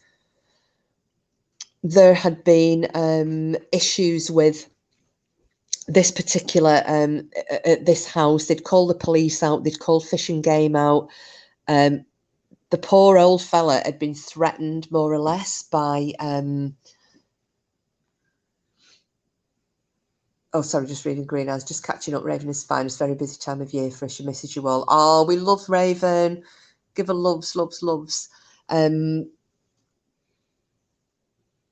Need silver bullets. I just don't think anything's going to kill these damn things. I really don't. Or if something would, then I think it's going to be something that you wouldn't expect.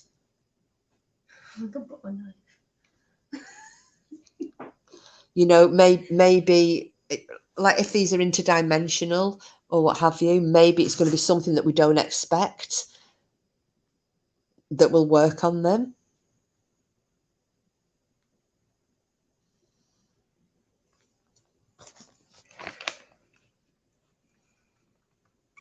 Now,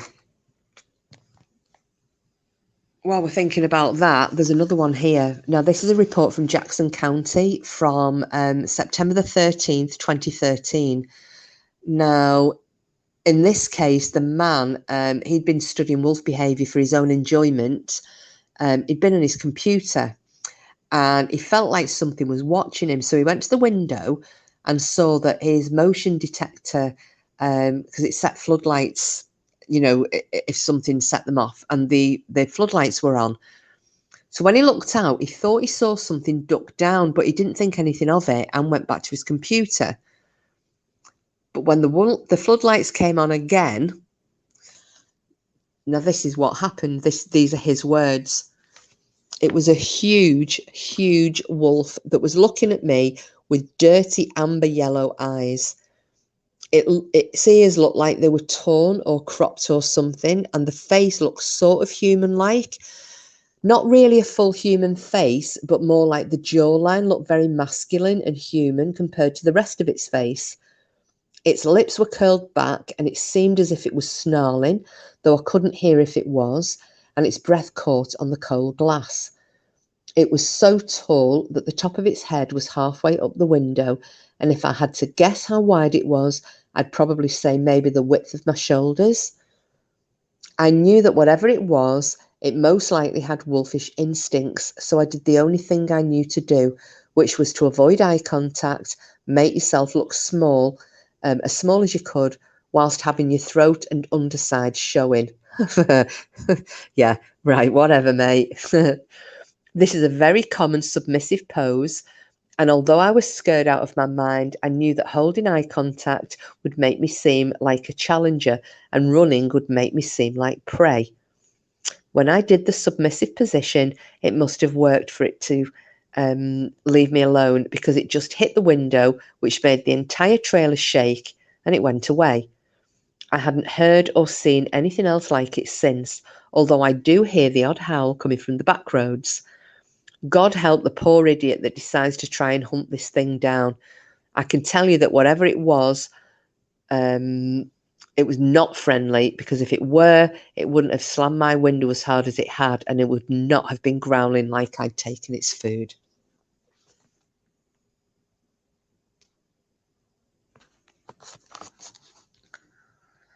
Oh, that's the one where they shipped in black bears and coyotes as a cover-up. Texas. Sorry, do you know what? I forgot what I was talking about then, Sid. Yeah, Texas. And the old guy who... So the Fish and Game, basically, because he was saying, no, it was this creature, and he's describing it, and they actually were more or less threatening him to keep him quiet and saying, you realise that it's a federal crime if you make false reports. And he was like, yeah, but this is what I saw. Yeah, well, you do realise that if it's a false report, it's a federal crime, because they just were acting like they didn't believe him. So they stopped him making an official report. And then a few days later, there was a 911 call to the same property. And when they got out there, he was in the deer blind. There were spent shells on the floor. So he had shot at something. There wasn't any blood, tissue, hair, fibre, nothing. But he was in the blind and he was dead, and he died of a massive heart attack.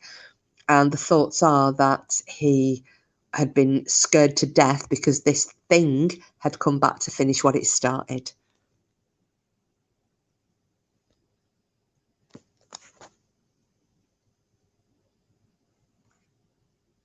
Oh, sorry, Janet. I do this. If I watch the chat and I kind of forget a little bit what I've been talking about, so usually I have to look at the chat again, and then I get something to remind me. So, yeah, there's and I think that other one, the lady was in Texas as well, wasn't she? The care worker. She was found. Now I think she usually started work at about 6 a.m. She was a carer for this elderly man and woman, and this is one of the cover-ups.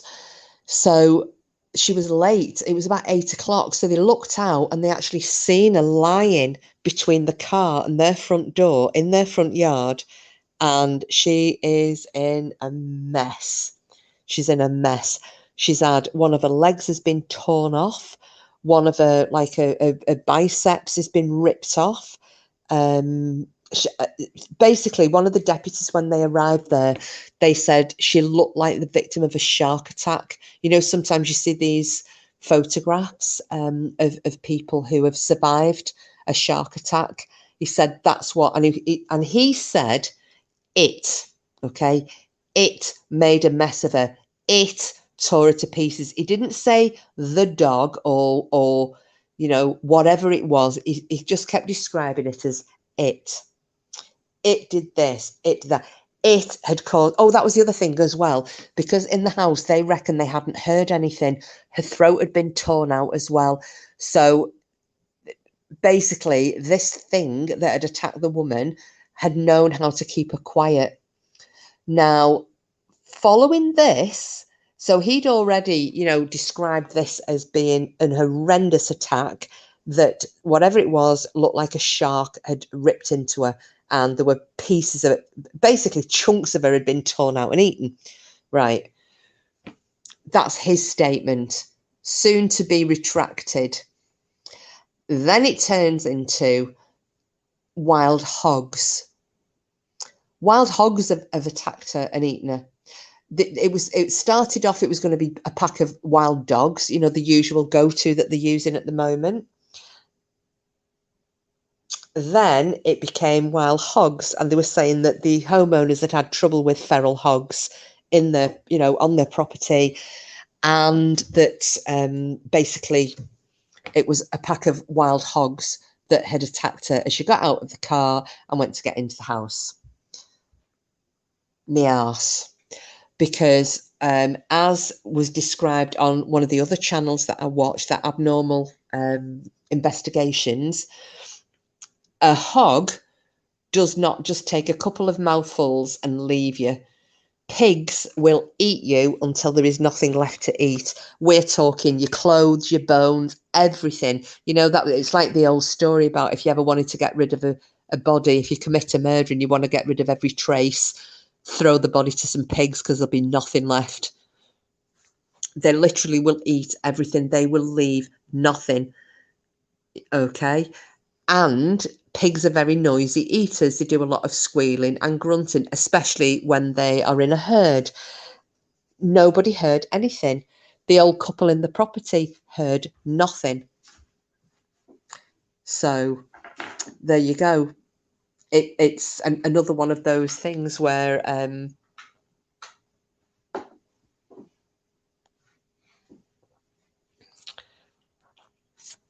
oh, sorry about this. I've just got a text message come through from the flipping farm. I'm going to have to answer that in a second. So yeah, so it won't be feral hogs.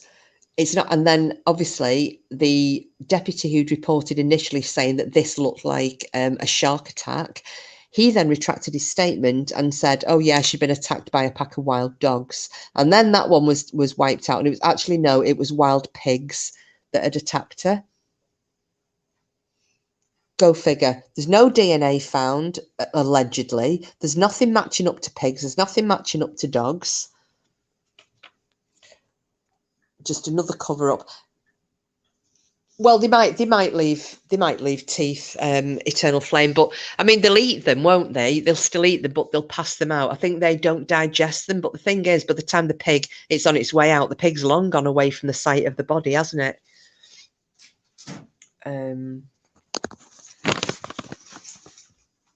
Definitely thinking military messing with nature now because of the cover-ups. Honestly, Janet, if I could remember all of them, that's just one of them that I was going to go through tonight. If I could remember them off the top of my head, you wouldn't believe the cover-ups that are going on. As I said, I think I'll probably come on tomorrow afternoon, maybe, just to go through these cover-ups. Like I said, if anyone's in and wants to listen, that's fine. But, just a bit of a catch-up. It might be like an hour and a half, maybe, just to go through what I wanted to cover tonight when I can find my notes.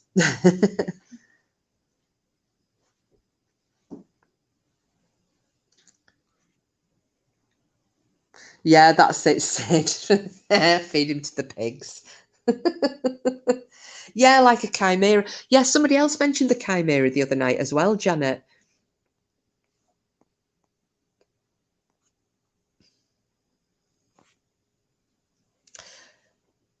So it's, yeah, there's definitely a lot going on. And like you say, Texas appears to like covering things up. Now, we've got another one. This is from Jefferson County. And this happened in either 2010 or 2011. And this is just what the woman has written. So she's put, My then husband at the time and myself were out at Perry Lake night fishing, which he loved to do and I didn't mind. We heard across the spillway from us a splash, splash, splash all the way down to the south away from us. We figured nothing but a beaver, but wasn't quite sure that's what it sounded like. We went on about our fishing, not thinking anything much more about this. I'd say about maybe 30 minutes or so later, we heard a large branch stick crack in behind us. We never seen anything, never smelled anything, but after that crack, there came another splash in the water channel that branched off in behind us. At this point, we decided it was time to go, and we got out of there in a quick hurry. We were thinking no beaver, no deer. We didn't know, but we sure took it to the other thoughts, but I don't know what it was. In further communication, she indicated, but something was going on because beavers and deers don't throw rocks. The Lake Perry area has had reports of Bigfoot tracks being found, and Bigfoot reports often have rocks being thrown, so this may have been a misidentification. And then there's another report from the early 2000s in Hamilton County. This was a man recalling an incident from his childhood outside his grandparents' home. I remember hearing this one on Dogman Encounters.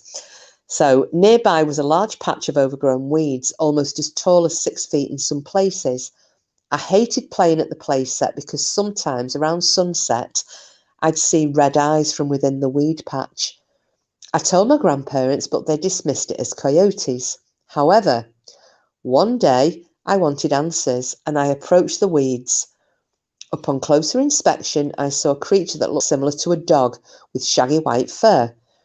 I remember that I thought its front paws looked like that of a gorilla's. The creature moved away from me and I never saw it in that weed patch again. A year later, I saw the same figure lurking in the dark outside of the house. I was so paranoid my mother could not get me to leave the house for a long time, except for going to school.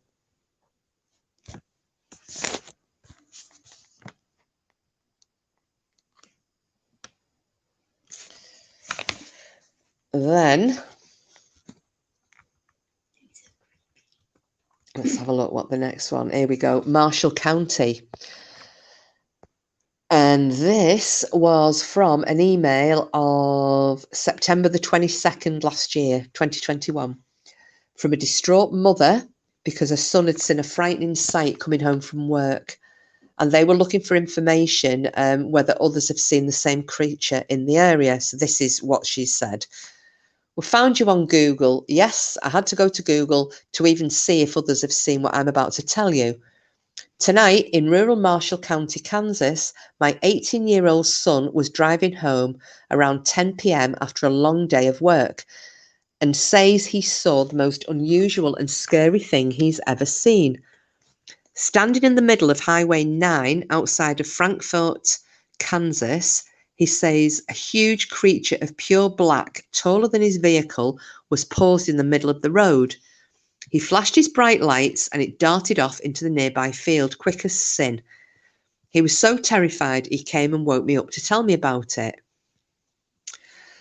There was some delay between our emails, but she later relayed what her son had seen in further detail. Estimated between 7 and 8 feet tall, extremely dark coloured. He couldn't tell if the fur was long or short. The head was oblong in shape. It stood on 2 legs in the road, but then escaped by 4. Extremely fast. Its eyes reflecting off car lights, but did not shine brighter outside. It appeared to be looking at something in the distance when he first came on it. He didn't get a better look of it as he was driving 65 and it was evening. Though the moon was out, it wasn't as bright as a full moon. He said it didn't move until he flashed it with his brights to get a better look, then it was gone into the tree line before he knew it. No sounds could be heard as he had his stereo on at the time. We are lifelong Kansas residents and he says he's never seen anything like it. The hairs on his arms stood up.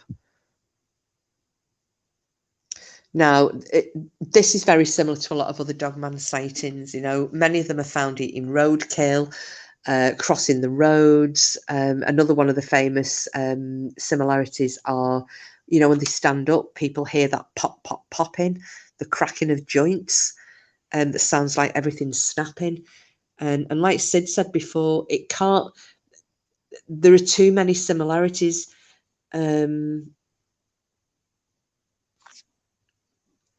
So if you want to get rid of a body, toss it in a pig pen. Remember that, Frida. It'll save me digging graves.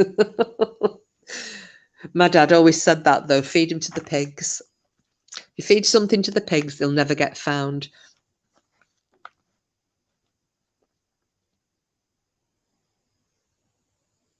Is Jules still with us? Just going to see. Jules, if you're still there, have you sent me over your story yet? Because if not, I could do that tomorrow as well with this, with these cover-up stories that I've got for the dogmen.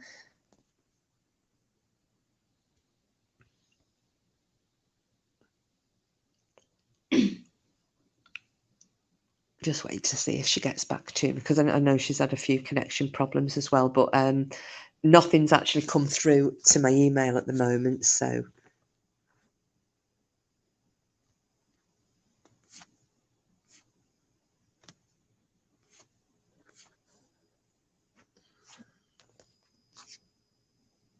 I don't think the same thoughts as me. It's terrible.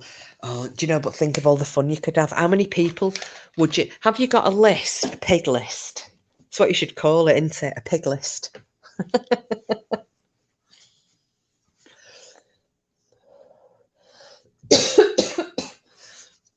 I don't know if I've got anybody on a pig list. I'll have to have a think. Yeah, if you feed people to pigs. Oh, okay. Little baby lamb chop's got one person she wants to put on the pig list. Maybe two. Maybe two. Maybe.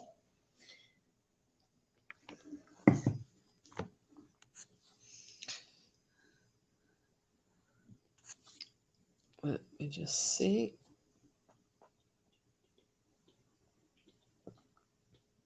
I've just seen. I have had a reply from Jules. So, so Jules, if you're listening, is there any chance you can send that over to me? I could do it tomorrow.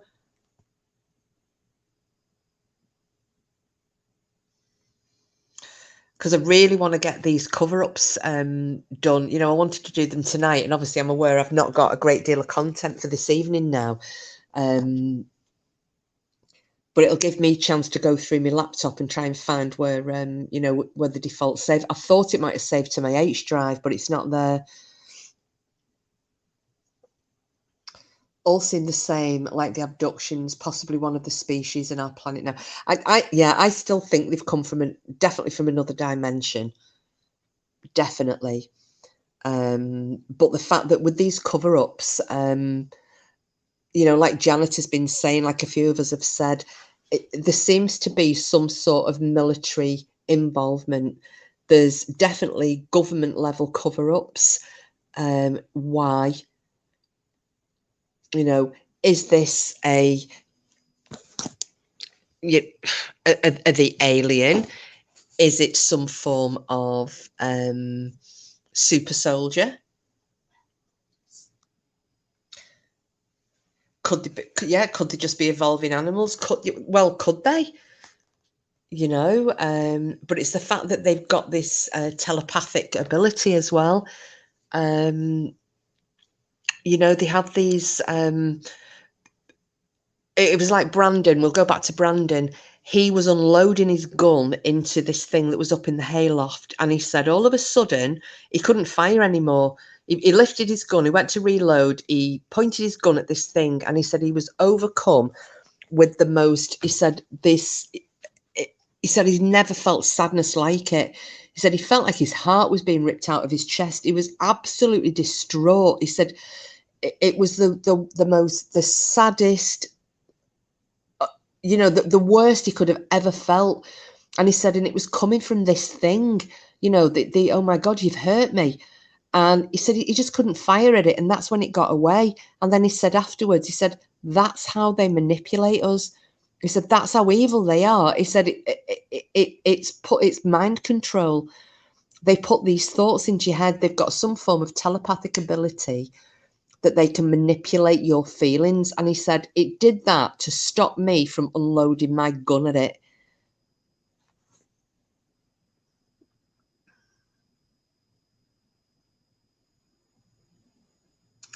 Frida, my pig list, Boris, Amber Turd and Putin. Yeah. And it said, well, it's that one is, and do you remember the other one as well? That guy, and he was face to face with one, and then he just got that thought in his head saying, if you run, you're gonna die. And he said it was clear as day, and he knows that thing put that thought in his head. If you run, you're gonna die. I think my pig list is gonna be Amber Turd. I'm with you on that. Oh, what's that Greg one off MasterChef? In with the glasses on, the baldy. He's on my pig list. Bald Greg. Yeah, Bald Greg. And I don't know if I've got a third one yet, but I'll think about it. But yeah, definitely that Greg one. Greg with 2 G's, because he's an arsehole. Don't like him at all.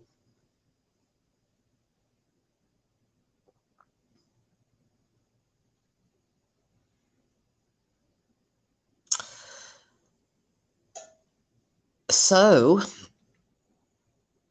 there is another site that I found as well, and they are looking at they're looking at this interdimensional aspect of dogmen, and I've only started to kind of scratch the surface of watching this stuff at the moment. So what I want to do is have a watch of it tomorrow, and just get a feel for it and see if it sounds plausible or not before I kind of relay it to you guys, because I don't want to go recommending channels that I've not watched myself. But like I said, definitely tomorrow, if Jules can get that information sent over to me for her story, and then I can go through the rest of these dogmen cover-up stories. I've got 4. So these aren't the ones that we've already covered, you know, of Brenda Hamilton and what's the little boy's name? Corey Gauzy, that 13-year-old. So, you know, we've already covered those. These are different ones again. So we've got that one, the lady in Texas, and there's a couple from Oklahoma as well. So, but as I said, I can't remember them off the top of my head. I had to write them all down. So once I've found where they've been saved on my laptop, which I will do, I will come back and we can have another poke around at them tomorrow. So, oh, you put an AD on it, Simples.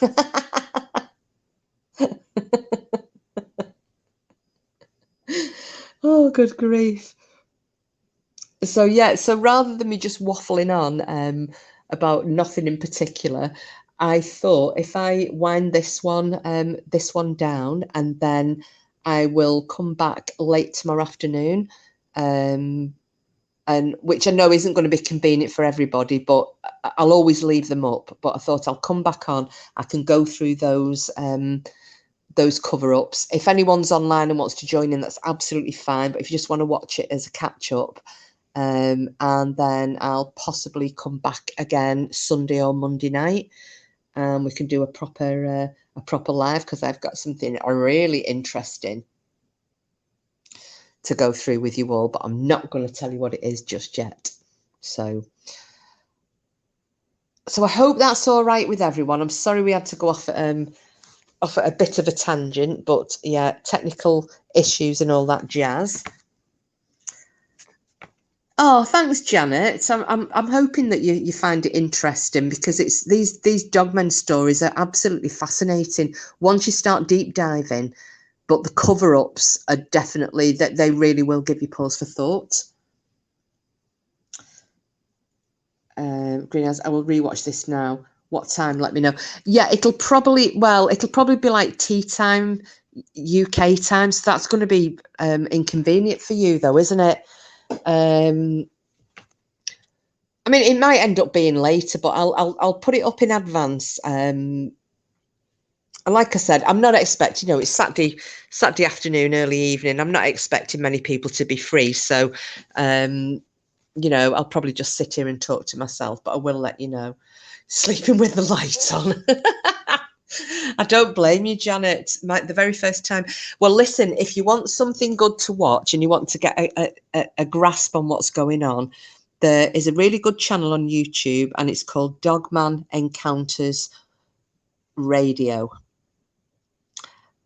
And it is a guy called Vic Cundiff, and he's got all the stories on. I think there are about 500 or 600 episodes now. He's been going for a few years. He covers all 4 of the ones of Brandon Close. He's got every kind of dogman encounter you could possibly have on there, and the witnesses come on and tell their own stories. And the other one is Marvin Allen, and he's brilliant. He's another really good channel. So yeah, I can fully recommend those if you want to get a few stories. Oh no, thanks for being here for it, Eternal Flame.